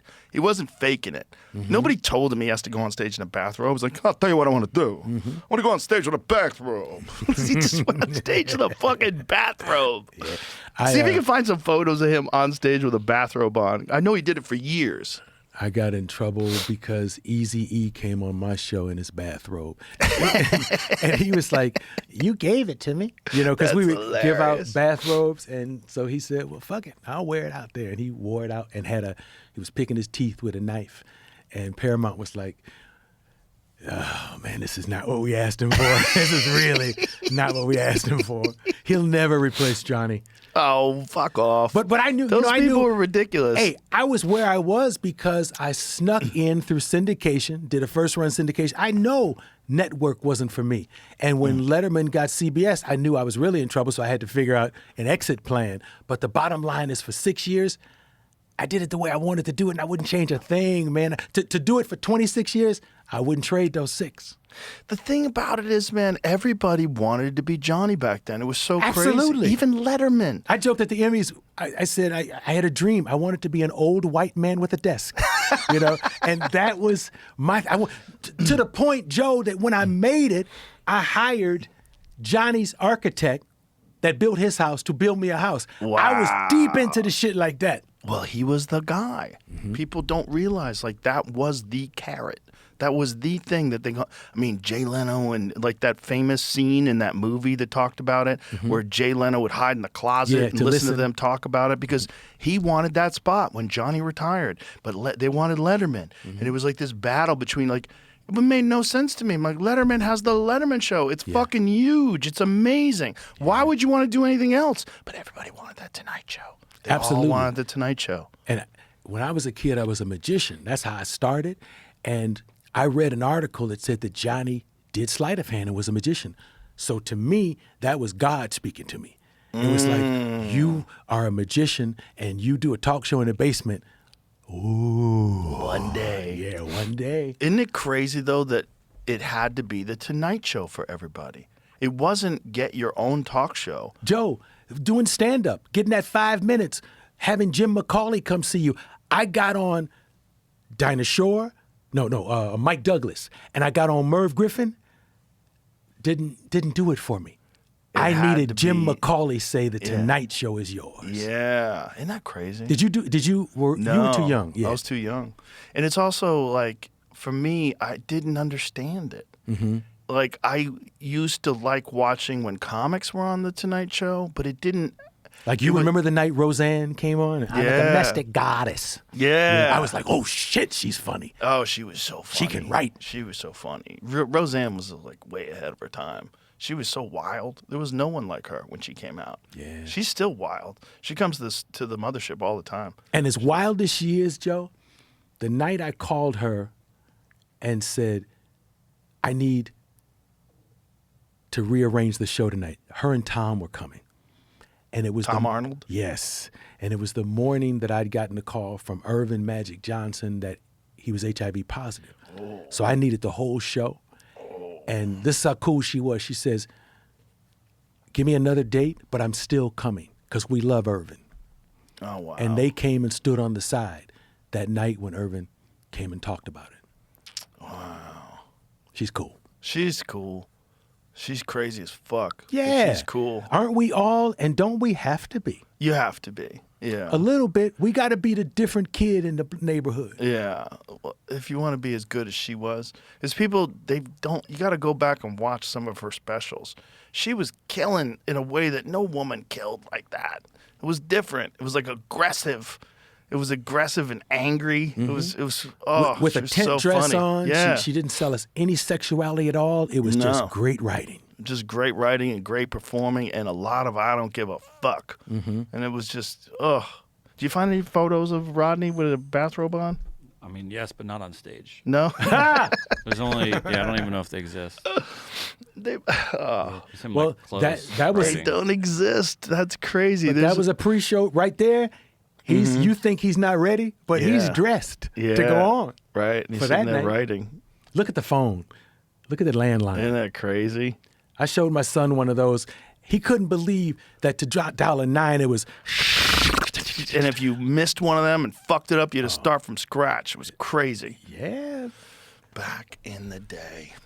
I remember when the iPhone first came out and it didn't have actual buttons like a StarTAC. And I was freaking. It's like, how will I know where the L is? Yeah. I can't feel it. I remember I had a BlackBerry back then. You couldn't convince me that I needed to get an iPhone. I was like, this is ridiculous. Yeah. I'm not typing on that stupid thing. I don't even know where the buttons are. It's crazy. You don't. It makes a click sound. That's stupid. Before you know it, we were doing it. We turned off the click, and it says a lot about progress. Don't be afraid of change. Well, now I talk to it. Now I hardly ever text. I just say, text Arsenio. Like, say, hey, man, looking forward to seeing you tonight, blah, blah, blah, and just send it. Yeah. I do make most of my text messages, I just talk to my phone. Yeah, pretty much. Me and Siri, and you can't say the N-word to Siri. The other night I was writing a won't say joke. No, she won't fuck with the N-word. Because Siri I is wonder like, if Google will. she's like, I'm not getting canceled, and let Alexa have the whole business. I'm not to get, That's but hilarious. I'm writing a joke, and I said the N-word. Of course, I didn't say N-word. I said nigga, and Siri would not write it. And then when I kept saying it, she started writing other things, that started with an N, but they weird. weren't even words. How And I'm weird. like, so they got Siri trained. That's so weird. She's not getting canceled. It's weird that it wasn't even 10 years, and then everybody just got accustomed to having a phone with them all the time. Like, there was, think about, like, the difference between, like, it was probably, like, 97, 98, when everybody had those Motorola's, right? It was around then, right? Yeah. It was around then, like 96, 97. My friends laughed at me. My first phone was in a Halliburton briefcase. And you opened the silver Halliburton briefcase, take the phone out, and the phone was maybe 10 inches, and I had an antenna that screwed on the outside of the briefcase because you had this big possum tail. Yeah. I had one antenna. on the roof of my car. Oh, yeah? In 1989. Yeah. Wow. Back then, I couldn't imagine that kids would be watching movies on the phone. Right, playing games, watching movies, and that would be most of their social life was communicating through that thing. Yeah, remember there was a time when dudes said to each other, yo, he got a strong rap, man. His pimp hand is crazy. He can get a bitch in a second, and blah, blah, blah. He can talk. And now young men don't know what the fuck to say to a woman leaning against a wall in a club. No, they have because dating apps now. Yeah, They're swipe just swiping. left. Yeah. Crazy. But what I was going to get at, like, how quickly the culture changed from, let's just say, 98, when a lot of people had a phone. At least half the people had a phone on them. 2008, everybody had a phone. 2018, you'd be crazy to not have a phone. Yeah. 20 years. Like that. Okay, now hold your thought. Okay. I remember a time when you and I were the only parents that didn't allow cell phones in the hands of our kids. Because I remember my son said, Dad, you got to let me have a phone, And I'm like, I'm not doing it. Until you're a certain age, I'd set it up. And I said, does everyone in your class have a phone? And he said, no, 2 of us don't. And I realized you were the other parent that was saying, we're not fucking with this. I gave her a phone that has 2 numbers on it. There was a weird little cell phone that you could get for kids where she could dial like my phone number or my wife's phone number. It was like, that's it. Those are like, it was like, I forget what it was called. It was like the Frog or something like that. Some little cell phone that was a just safe for kids. phone for kids. Yeah.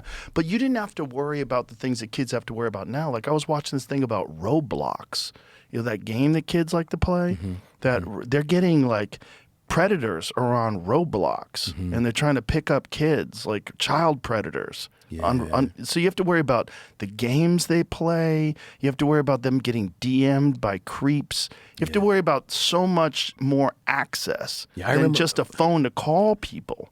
Yeah, there was a time when my kid used to play games with a headset on, and he would play with people you don't know, just somebody in the world. They would gather. Yeah. And I remember feeling like, this can't be good, Right. because these probably aren't all kids he's playing with. 100%. Yeah.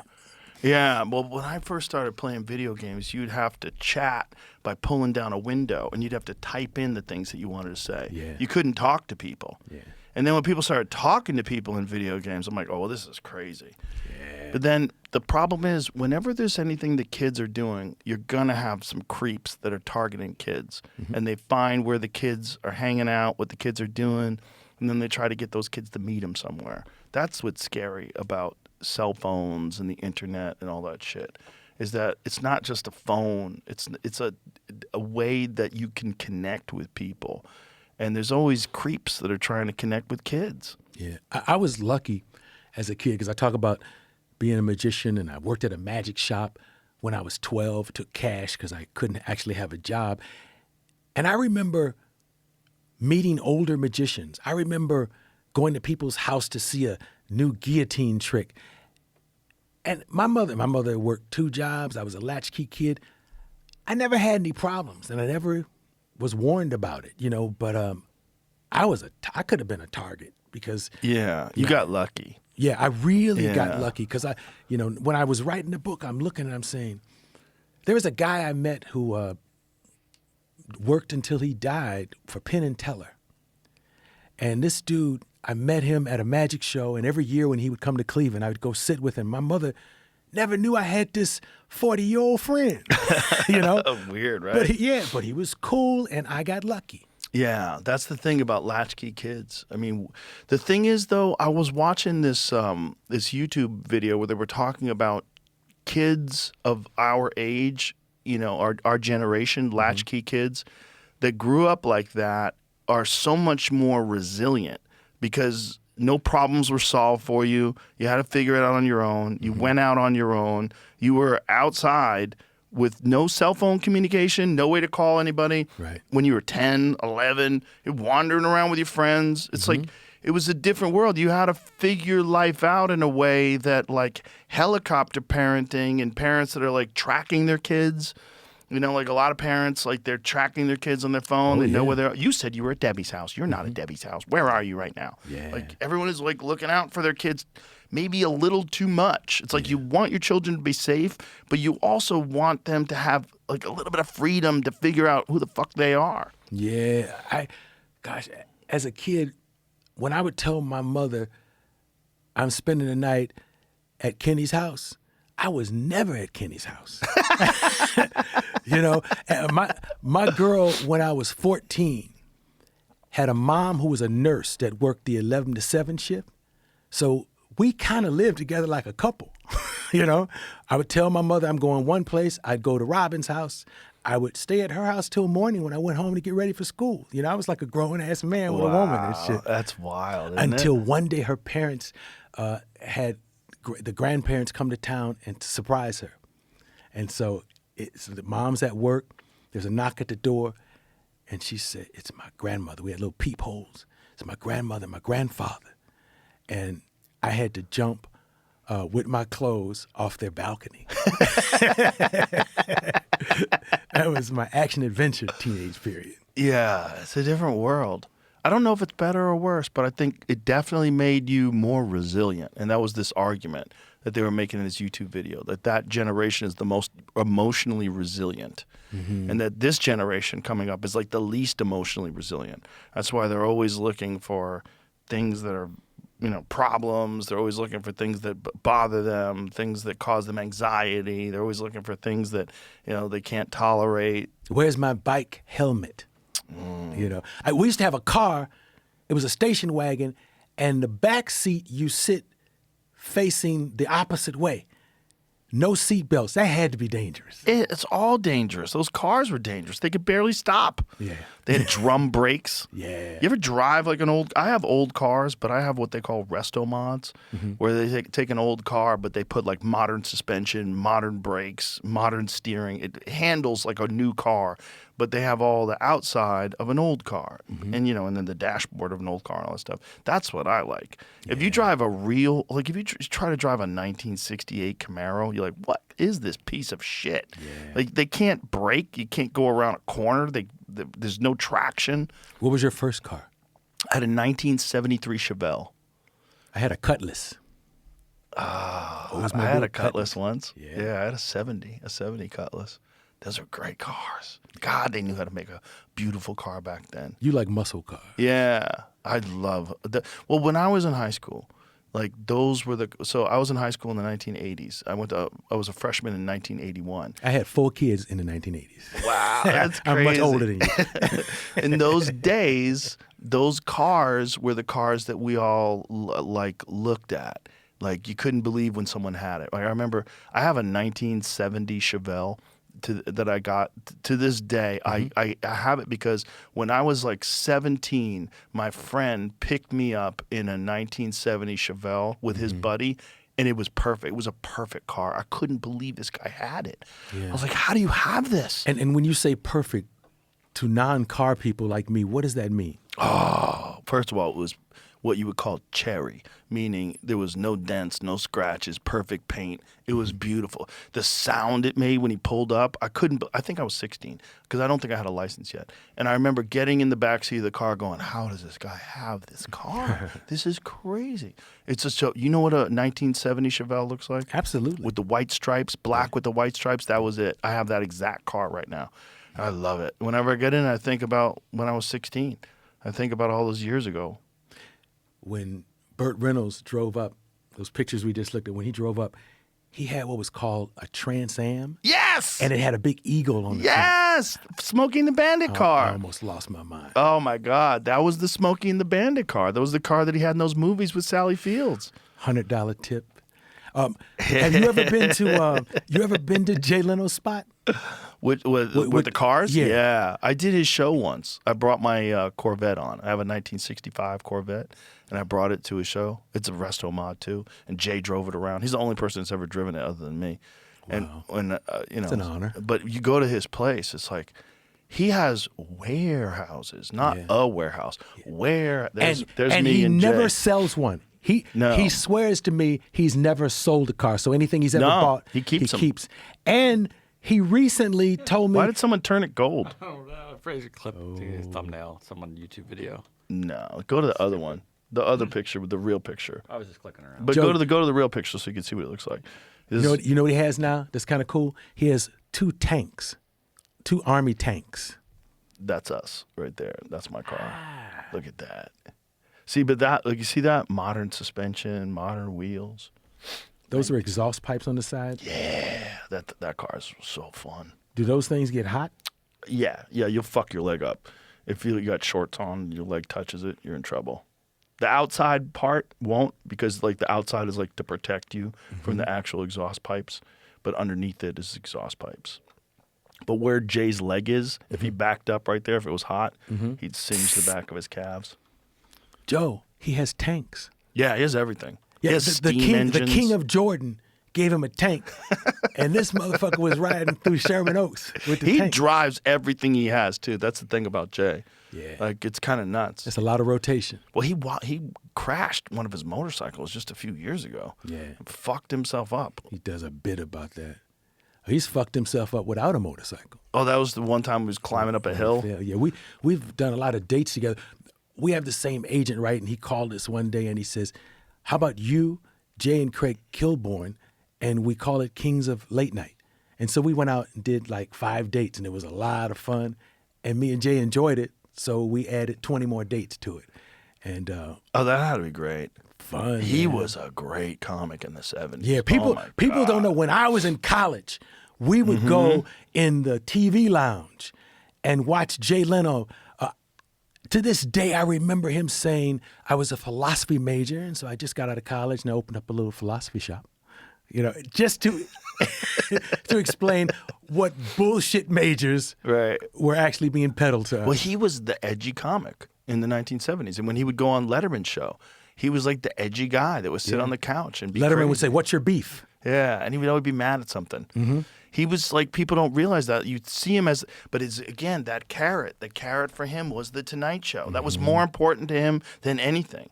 And once he got that Tonight Show, everything else was like, took a back seat. Like, to him. do Letterman as a stand-up? No. That was my first. That's a classic. That 5 was a minutes. great place for comedy. Ooh, yeah. Because Letterman, like, he really loved comics and he really loved like solid stand up. I never liked doing stand up on those talk shows. Was it the 5 minutes? Yeah. So to me, I did a different kind of comedy. My comedy needs some time. I need to cook. You know, I need time to open up ideas. Well, And I didn't I like got the on Letterman. censorship. What? Oh, yeah, I didn't like yeah. TV comedy. It's not my. I was a nightclub comic. That's all I ever wanted to be. I wanted to be a nightclub comic. I like doing comedy for drunk people. Yeah, but when I first saw you, it all wasn't dirty. Some of it was TV stuff. Well, it wasn't necessarily dirty, but it was free. It was like I was being free. I was doing whatever I wanted to talk about. I didn't like the idea of being constrained by any sorts of standards and practices. It was like, I'm not interested. I've been not interested in that.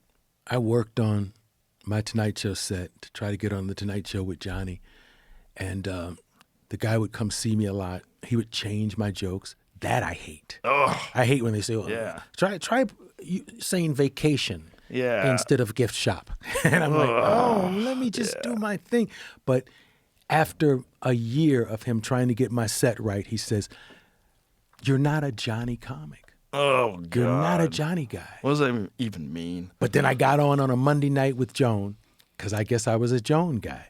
And then I got to sit with Johnny just as a guest to promote Coming to America. So finally, full circle from my basement. That's amazing.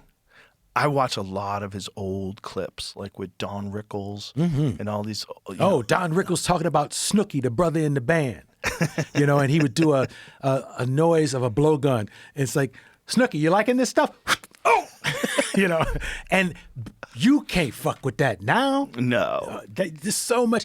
It's funny how we've come forward into a new era, but we've gone backwards in certain ways. Yeah, you can't joke about certain things anymore. Like I'm scared to death right now, because I'm going to say something that I shouldn't say, and I'm going to be in No one can TLC do prison or shit to some you shit. now. Yeah, They yeah. can't do shit to you They can now. just be mad, I guess. Yeah, let them be mad. Just don't pay attention. That's what I do. I just don't pay attention. Really? Yeah. I just don't read anything about me. Yeah. Stay away. That's the best way. Are you a comic who, when you're on stage, it can be 200 people laughing, but that one person who's not laughing annoys the fuck out of you? No. You can't even enjoy the others. You don't even look at that person. No, those people have their own problems. Yeah. And but by the way, sometimes they're just not laughers, because Yeah. that person will sometimes come up to you and say, "Love what you're doing. Love the new stuff." Some people just like to smile. They don't want to laugh. They just want to sit there and watch, or they just want to take in the performance. Doesn't mean they don't like it. And then some people just are upset by everything. You can't control that. Just control the only thing that bothers me is if I'm off. That's it. If I'm off, if something's wrong, if I stumble on a word, if I fuck something up, that's the only thing that bothers me. And the audience is like, you can't control that. Why be upset at things you can't control? Because who knows what their trip is? Who knows what they're carrying around with them? As a famous star now, do you ever bomb? I have jokes that bomb, for sure. Okay. New ones. We trot out a new one. Especially like we do this show called Bottom of the Barrel. And Bottom of the Barrel at the mothership is there's like a whiskey barrel, and you reach into the whiskey barrel and you pull out premises, just ideas, and you just run with it. That's tonight, actually. Yeah. And so you pull out a piece of paper and have a subject, ice cream sundae, whatever the fuck it is. That takes intestinal fortitude. Oh, a lot of those fucking go nowhere. Yeah. But some of them don't. Every now and then you get a great premise out of those. And it's like a little premise factory. But the audience knows it there. So it's different than like when they go to see you and they paid money and they're expecting a polished show. And you have a new joke. And the new joke is just not right. It's not ready. Something's missing. You're not finding it. And you're trying to work through it. Yeah, it's always going to happen. And if it doesn't happen, you're not taking enough chances. Yeah. See, I'm not as chance-driven as you are. I'd be afraid to do that because my feelings get hurt too easy. Yeah, well, it's part of the process. Yeah, you're right. You're right. We should do the things we fear. You definitely have to if you want to write new shit. You're going to have to. There's that moment where you're like, do I trot this new one out? Fuck it, let's go. And, a lot of the new ones, the way they come out, for me at least, first, is just a frame. It doesn't have sides. It doesn't have windows. It doesn't have doors. It's just a frame. And I have to figure out how to make a house out of that frame. That's what I loved about going to the original room back in the day when we were young, watching Richard take out a pack of cigarettes, take a cigarette, and Mitzi had those smoke things that popped, it got smoke and everything, and Richard would have 2 minutes, and then he'd have 5. Mm-hmm. It would just build. And it was like when Grandma used to make a quilt. Yeah. And it gets bigger and bigger. Yeah. And you got an hour. I used to love watching him develop it.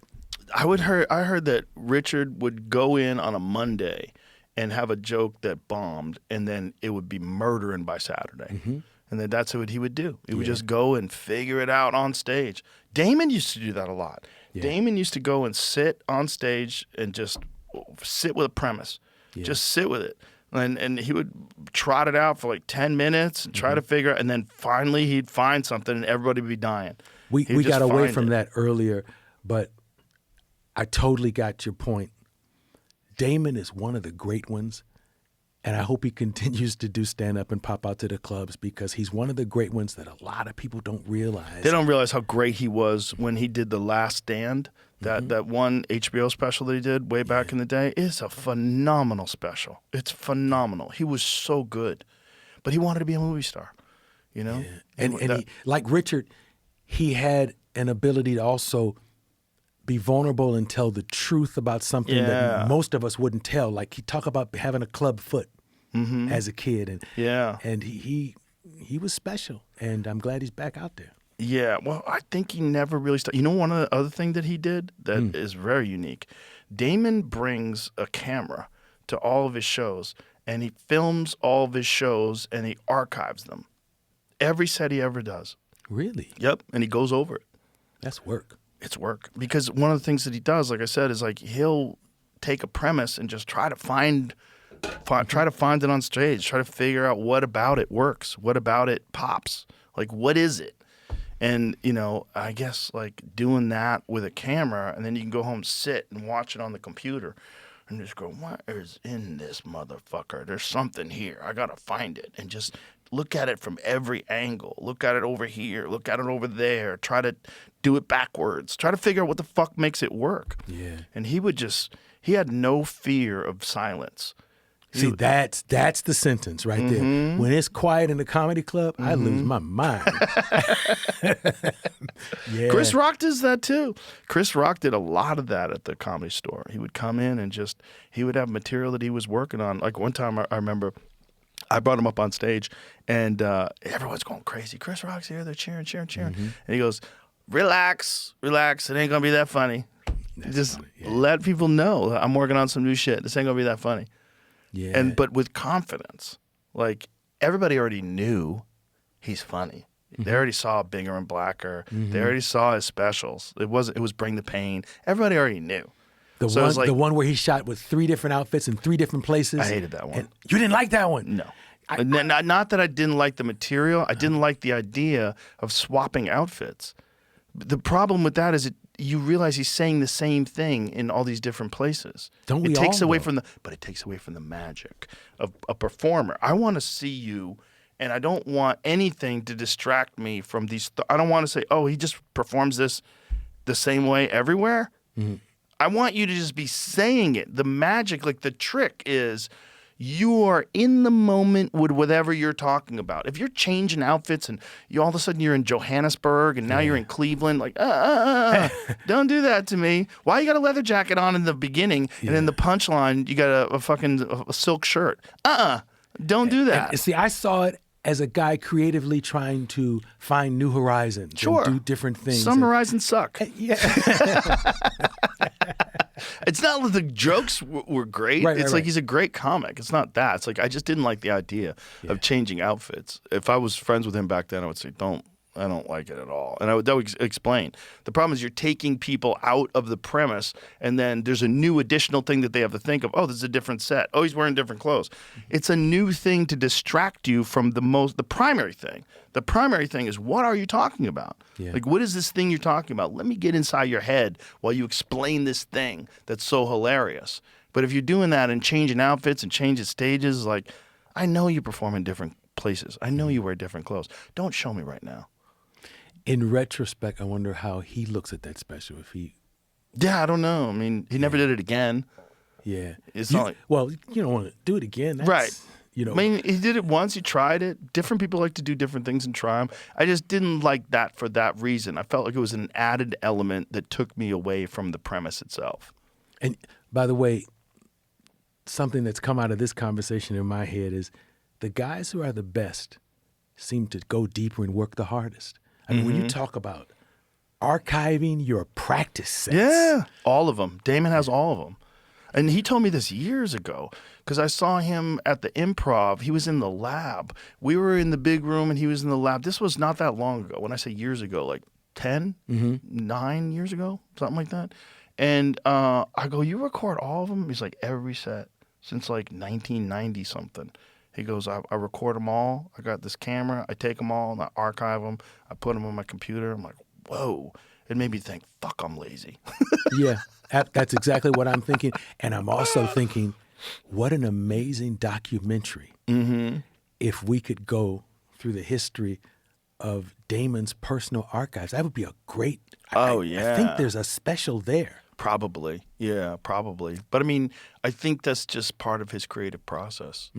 And again, like I just think people don't realize, especially in the 90s, the early 90s, what a monster he was on stage. Yeah. He was a monster. He was one of the first guys that was like a really famous guy that I saw at the store.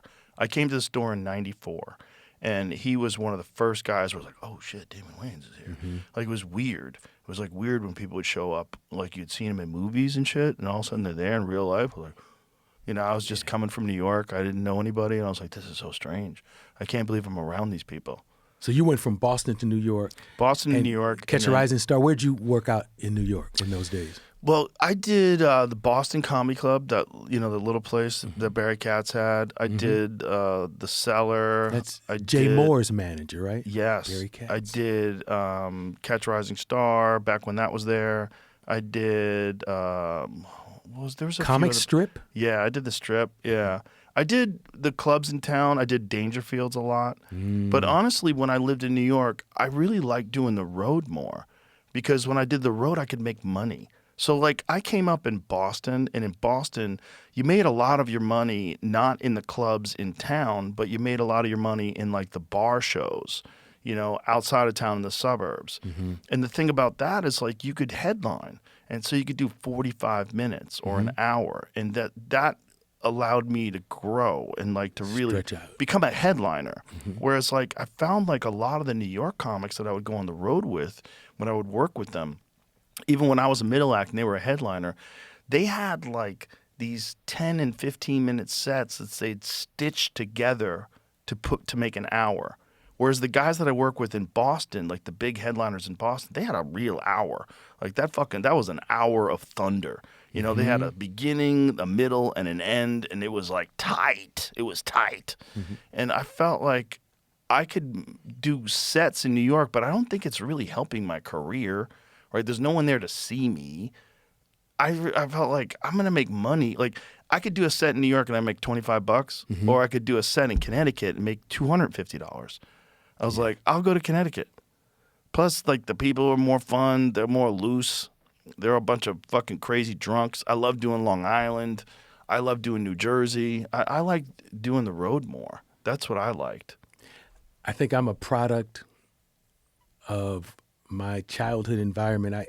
I discovered stand-up because I was a drummer, had a band, I was a magician, had doves, boxes and shit, and then my house burned down. So I lost, I lost everything.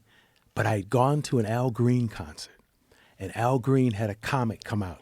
House lights are on, people are still making their way to their seats, and this guy slowly gets them, and then the lights go down, and by the time he gets to 30 minutes, he's killing. And all he had was a glass of juice, something on the stool. And this is a kid who just lost his house and his cymbals and his tom-toms and his doves and his boxes. And I'm like, that's me. Johnny was a stand-up. So I'm still dreaming. Wow. And to this day, or even when I start making a lot of money, after seeing that guy, I loved opening for people. I went on the road with everybody from Lou Rawls to Patti LaBelle. Still to this day, I'm comfortable doing 30 minutes because that's what I did. But I had money. Like, I would come to the Comedy Store and I would have a really nice car because I'd spend most of my time on the road with Patrice Rushen and Johnny Guitar Watson. Oh, wow. That's a different world. Opening for musicians is a different kind of comedy because, like, they're not there to see you. And that's what I found to be the challenge. It's like, I'm going to make you motherfuckers who don't know me and are mad. Because a lot of, people would look at you like, that ain't one of the Temptations. Right. Right. I got to get them. Yeah. And I liked that challenge. It is a real challenge because there's a lot of people like, boo. Yeah. Bring on Metallica. Yeah. Yeah, they don't want to see you. They want to see the music act. I opened for Blood, Sweat, and Tears once. Wow. And they really did not want to see me. You think the Johnny Guitar Watson audience didn't want to see me? Them motherfuckers from Blood, Sweat, and Tears not fucking with me. Well, it's definitely running with weights on, though. Mm-hmm. If you can make those people laugh, boy, you take those weights off and go to a comedy club where they're there to see you. Yeah. It's like, oh. Just there to see comedy made it easier. Yeah, I just don't want to perform for people that aren't there to see comedy. But there's a value in it, I think. But that's when you're young. Yeah. And I had a nice car and a condo because I had just come off the road with Aretha. Yeah, I did a few of those. I opened up for Bon Jovi once. I opened up for Bon Jovi for VH1. They had a theater in the round show, like a performance in the round. My job was to open up for Bon Jovi and then get the pretty girls and move them to the front so that they could be on camera. That's what they told me to do. Yeah. So I did some stand-up, and then I had to get people like, come up here, come closer. Yeah. Yeah. I remember those times being on the road, and if there were 6 girls in the green room and you're opening for the Temptations, number 6 is yours. The other 5 go first to the Temps. Yeah. That's a different world, opening for musicians. That's a hard world. And I know a lot of people made a living just traveling with bands, and that's all they did. They would just open up for bands. Yeah, I would open up for R&B acts. And as a matter of fact, I got discovered by a jazz singer, Nancy Wilson, and I used to love jazz audiences because that was the perfect type of music for a comic. A jazz, because they were mellow. Jazz audience don't scream, get the fuck off. Right. They just, they Alonzo Bowden, he does jazz tours still. He'll do a jazz cruise ship. Yeah. And he'll do stand up with the jazz audiences. Hey, every year. But he loves jazz. I love jazz too, and I remember going to see the Playboy Jazz Festival, and Bill Cosby was the host at the Hollywood Bowl. I host that every year now. I still love jazz, and that's the coolest 2 days of my summer. What is it about jazz? What do you love about it? Oh, about the actual. By the way, the coolest experience was sitting on the beach in Malibu with Miles Davis. After he came on the show once, he says, "Why don't you come over to the house, hang out?" And he was a painter, and he was sitting with his trumpet. It was a red trumpet. I had never seen a red trumpet, like a crimson trumpet. And it was sitting beside him, and he wouldn't use an easel. He had the canvas on a table, and he'd roll a new piece out, and he would paint. He said, "You ever thought about painting?" No, I'm not a good artist. But being a jazz fan, that was the coolest moment ever. And what do I like about it? I almost equate my comedy to jazz because I love to say, I'm going in D, guys, and just play, as a stand-up. I used to love to equate how I work to jazz. But it takes a very specific type of person to be like a jazz fan that really enjoys listening to jazz. I'm also a musician, and I know that some of the most respected musicians in my mind are jazz musicians. The intricacy, spending time with, I talk about this in the book, spending time with Quincy Jones, who was from the world of jazz and a former trumpet player and all that stuff. Then he ends up, the year I meet him, he plays for me these tracks, and I don't know what I'm about to listen to. And he says, "You hear this?" He takes, he slides all the slides down. He says, "Listen to this." And he plays, this thing, ding, ding, ding, ding, ding, ding. I was like, what is that? He says, you ever heard of Sheila E., man? And I said, yeah, the Escovedo family, and I know the family. And he says, she put different amounts of water in little pop bottles, and that's her tinging on those bottles. Then he starts bringing up the pots, and you hear the bass and the drums, and you realize you're listening to stuff from off the wall. And it's just this incredible moment when I realize, yo, he getting ready to bring Michael back in a crazy way. I'm listening to, you got me working day and night, and he just take out everything and just have Michael's voice. And I'd never been in a recording studio, and he's at the board, 18 channel track studio. And then he says, you're from Ohio, right? And he had seen me do stand-up at the Roxy and invited me to his studio. And he says, you're from Ohio, right? And I said, yeah. And so he says, let me play you this, man. And you have to take big, giant reels and put them on this machine. And he put the reels on, and the song starts, and he says, this is a scratch track. And I'm like, what's that? He says, that's a demo.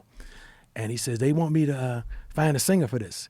And he plays me James Ingram, Find 100 Ways, and James Ingram, Just Once.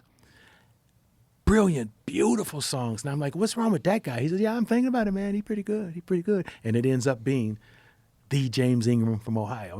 And that was an incredible day. But I tell that story to say this great jazz musician had this talent that other producers didn't have because of his music genius.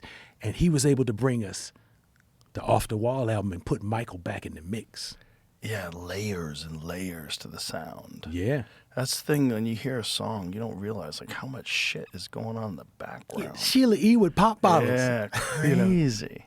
I loved that day. That's a favorite time because Michael had been missing, and I had bought the Moving Violation album, so I knew he needed Quincy.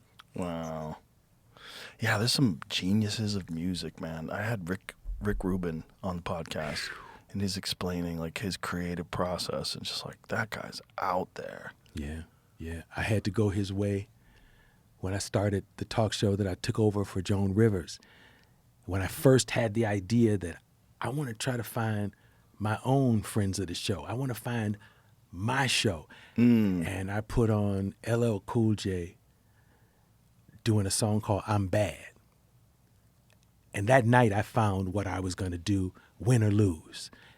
Next I booked The Freaks Come Out at Night, Houdini. Oh, I remember that. And that was, so I found my home. When you did the Joan Rivers thing, did you think that was going to lead to you doing your own show? Or Absolutely. You did. I was like, because Joan leaves, goes through all the stuff she's going through, and they give me this show for 11 weeks, and it starts to get numbers, and I know that she left because of a lack of numbers, and I'm like, oh, this shit is mine. So when I come back from doing Coming to America, I'm going to come back to Fox and do this show. And one day I walk into the cafeteria, and I realized they had hired Conan O'Brien to create a show. And I think the show was called the Wilton North Report or something like that. But I realized I wasn't in their future. So Paramount, they were popping over to say hi, sending me flowers. And when I finished Coming to America, actually halfway through, they were like, when you finish, you can do that talk show here in first run syndication. And they had to explain that to me. And at the same time, I was being pitched by the King brothers who created Oprah. So I kind of understood that first run syndication could work, except Oprah had ABC networks behind her, which is good. I had some CBS affiliates, and it all worked out. Right now, with the exception of Byron Allen, I don't think anybody gets rich in first-run syndication. Well, he's a very unusual case, Yeah. I mean, he's figured out a cheat code. Like Yeah. Byron Allen, I heard And when that when they cheat him, he sues them and wins. I think Byron Allen's show Comics Unleashed is going to replace Colbert. Absolutely. That was just announced this week. Yeah. Late Show will be replaced by Byron Allen's Comics Unleashed. That's crazy. That's how, isn't that weird? Like, late shows just don't work anymore. They just don't have the same thing anymore. Like that standard model show. Yeah. Where people I don't think they do well And anymore. they're expensive, Joe. Oh, I can imagine. They were saying the Colbert Show was costing them like $50 million a year to keep it on the air. I don't understand it. Like how? How's it costing you so much money? Oh, gosh. Well, But you know what I'm saying? Like you have ads. When there were 3 channels, though, and only one had a talk show, everybody was there. Of course. And it made sense. It made dollars and cents. There's also the problem in that when you compare it to things that are on the internet is that you have to stop conversations every 7 minutes for a commercial. Mm-hmm. That's an issue. It's an issue with depth. You don't get to go, like you and I have been talking for 2 hours and 40 minutes. Wow. Yeah. So like when you're doing this kind of thing, you just flow. Everything flows. You just have a conversation. You just have a good time. It's so different when you're stuck in this format where you only have an hour. Everything is like, you got to cut to the commercial in 5, 4, 3. We'll be right back. Like, we'll be right back. Where you going? Stay here. Like, no, you have to sell Tide. You know, it's like that format is so limited. It's so restrictive that people knowing that there's other things out there now where you could just go and watch it anytime you want. You don't have to tune in at 11 p.m. Yeah, we used to have must-see TV. Yeah. And we would all gather as a nation to watch the finale of Cheers. Yep. And now we don't do anything together. Nope. As a nation. Except sports, except like Super Bowl. There's only sports, live boxing events, UFC, that kind of shit where it's live. That is the only thing that people all watch together. Yeah. That's it. Did you watch Chris Rock live? Selective Outrage? I didn't watch his live special. I watched it after, but I didn't watch it when it was live. So you knew it was available. I was busy. When we grew up, it wasn't the shit wasn't available the second time. But I did a live special on Netflix for that very reason, just because I thought it was scary. Just because my last one I did live. And I only did it live because the first time they asked me, I said, no, fuck that. And then I was like, why are you being such a pussy? And I remember driving home. I had a conversation with my manager, and I called her right back. And I go, let me decide tomorrow. I go, I'm thinking about this. Hold on. Because I was driving home feeling like I was a pussy for not wanting to do it live. And now in retrospect, what did you get out of agreeing to do it live? Fear. You wanted to feel that. Yeah, I wanted to be nervous. I was legitimately nervous. I never get nervous for shows anymore. I get excited. When you're killing a wild. I heard you talk about killing a wild hog. When you go hunting like that, is the same kind of. It's a very different kind of fear. That's a primal thing. That's very different. It's a very different thing. That's a life or death. You're in. That's a weird primal connection with nature where you're going to eat this thing. You're sneaking up on this thing that has these survival instincts and sense of smell, and its ears pop up. And you have, you don't want to fuck it up either. You have one moment to take a shot. That's even more intense, honestly. Like elk hunting with a bow and arrow is even more intense than doing a live comedy special, if you could believe it. Wow. Yeah, I believe it.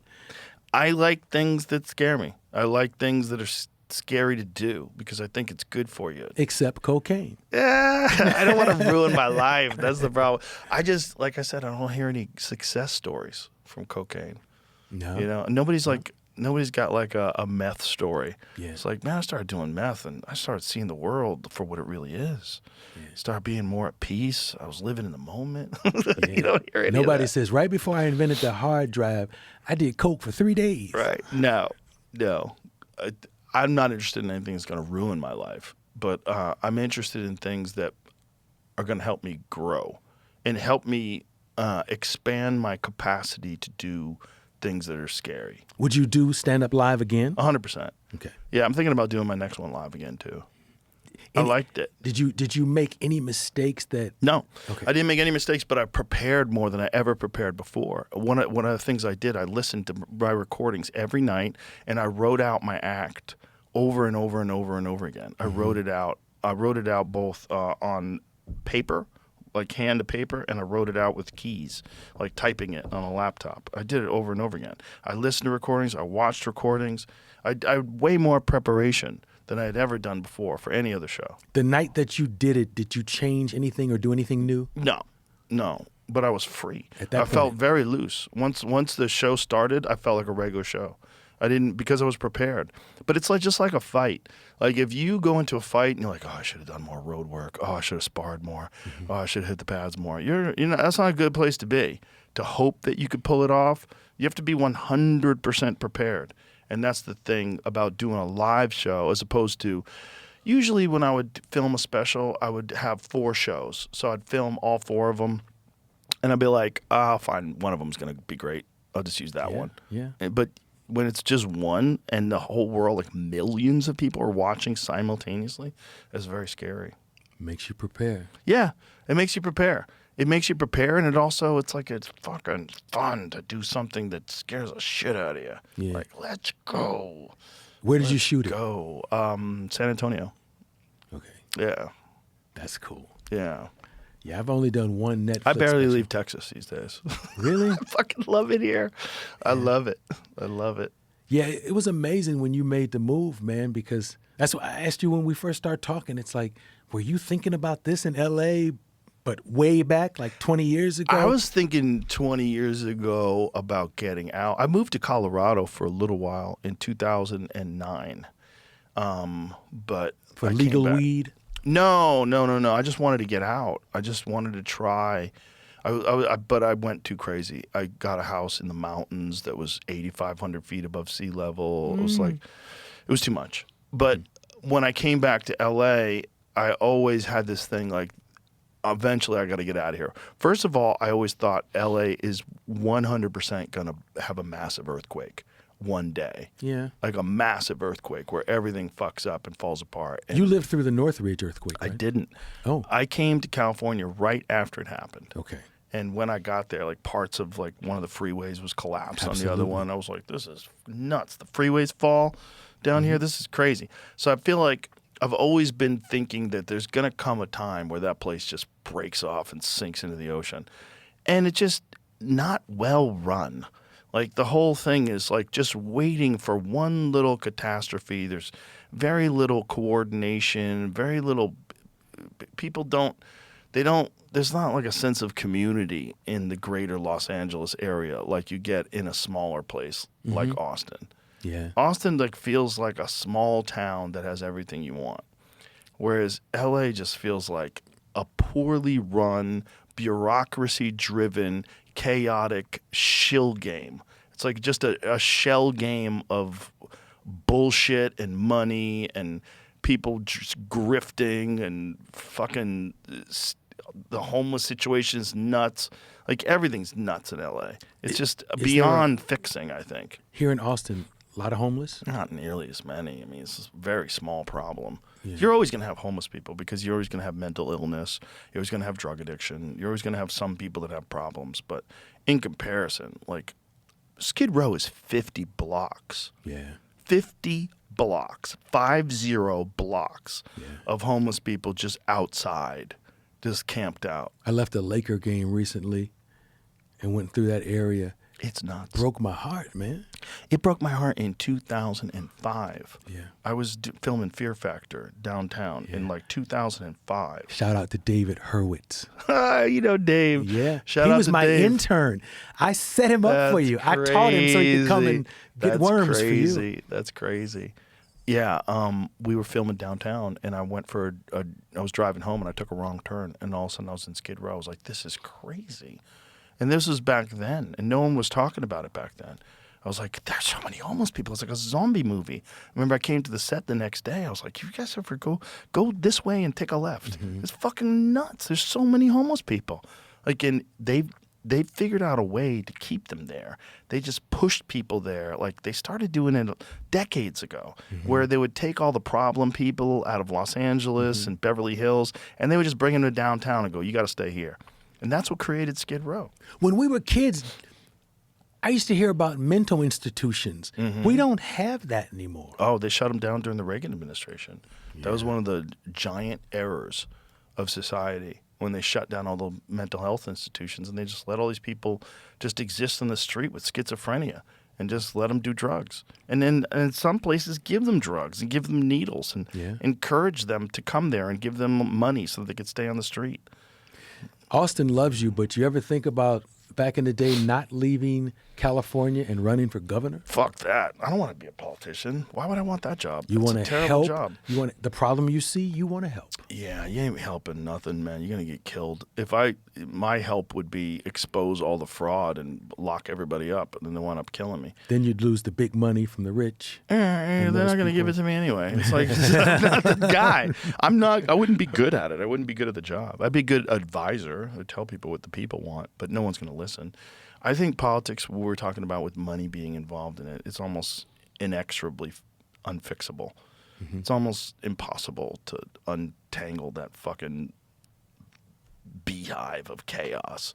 It's just so much dirty money involved. And if I'm a politician, I'm not going to stop taking this money. I'm not going to be first. If we all going to do it, I'm not going to be first. Exactly. Look at all these congressmen that make, $170,000 a year and they're worth $80 million. How the fuck did that happen? What did you do? And how do you have time to invest? Aren't you busy being a congressperson? How the fuck do you have all that money? Yeah. You got all that money because you're a grifter. They're all grifting, and they're all just like doing it sneaky. It's red and blue. If you look at, we pulled up the numbers of people, whether it's a Democrat or Republican, how many of them are insider trading. It's across the board. Yeah. They all have just unexplainable amounts of money. Yeah. It's a dirty fucking business. It's not like one of the parties loves money more than the other. No. They're all, No. I get in trouble for that because usually my humor is written around not liking any of them. Yeah. And people want me to take a side. Yeah, that's a problem. I had a joke in my Netflix special about, the Democrat versus the Republican that was running at that time. And it was like, that's like asking me who my favorite Menendez brother is. Motherfuckers did not. That's a great joke. Yeah, like, I kind of like Lyle. He made it in prison with a toupee. Special. Weren't they trying to get them out recently? Oh, yeah. Bro, that documentary on them was nuts. The docudrama series where they recreated it. Like, oh my God. I love documentaries. Well, that was a docudrama, like they Actors, recreated, actors. So you don't know how much of it is true, but boy, did they come off like fucking complete psychos. I remember for the O.J. Simpson scripted doc, they wanted me to come read for O.J. What? And I'm like, yo, How man. the fuck are you gonna be? Yeah, OJ? you're gonna have That's Judge crazy. Ito barking because I'm just too recognizable as me. Exactly, that wouldn't work at all. That's crazy. I think they chose Cuba Gooding Jr. That's right. That's right. He actually did a great job in that. But that story was nuts. He was the first famous. There it is. Yes. Wow. And that's Kim's dad. Wow. That's Mr. Kardashian's second John from the... Travolta's in there too. I forgot Oh, Travolta's yeah. in there. It's those are fucking so weird. When That's you the see, dream like, team, dog. famous people pretending to be. Other famous people. Yeah, so odd. I do a story in my book about OJ coming to stage 29 at Paramount to whip my ass one time. Did he Well, really? he was angry. And Did you say a joke on the well, show you know or what? something? I booked is when Naked Gun was out, and I booked Leslie Nielsen, and we got a call from OJ's people because he wanted to come on. Obviously, he was in that movie. But the second one, it had legs, so I booked Priscilla Presley, who was a great guest and a lot of history.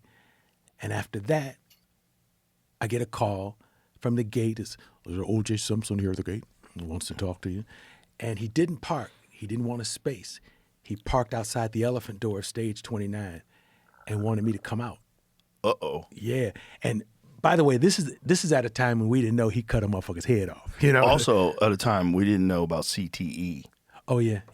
which is probably He got hit a lot, of yeah. what OJ was going through. A lot of that violent behavior. Yeah. There's probably a lot of CTE. Yeah, man. I mean, when you think about it, those days in San Francisco when he couldn't quite cut the way he used to, he was getting hit. He was taking head-on shots. Oh, yeah. And NFL back then was nuts. Yeah, I feel bad for him and Junior Seau and some of those guys. Junior Seau was trying to scream to us what was going on. Right. You know, he committed suicide, left a note, made sure he didn't damage his brain with the bullet. Right. So they could check it out. But OJ stopped by and we had a talk and So he was mad that you didn't have him on the show? yeah, he was a little mad and But was I- it your call? oh yeah. I mean, but by the way, it was my call to just do things that would get numbers. Right. You know, well, the Leslie Nielsen one, I liked him because I saw him someplace with a little thing in his hand to make fart noises.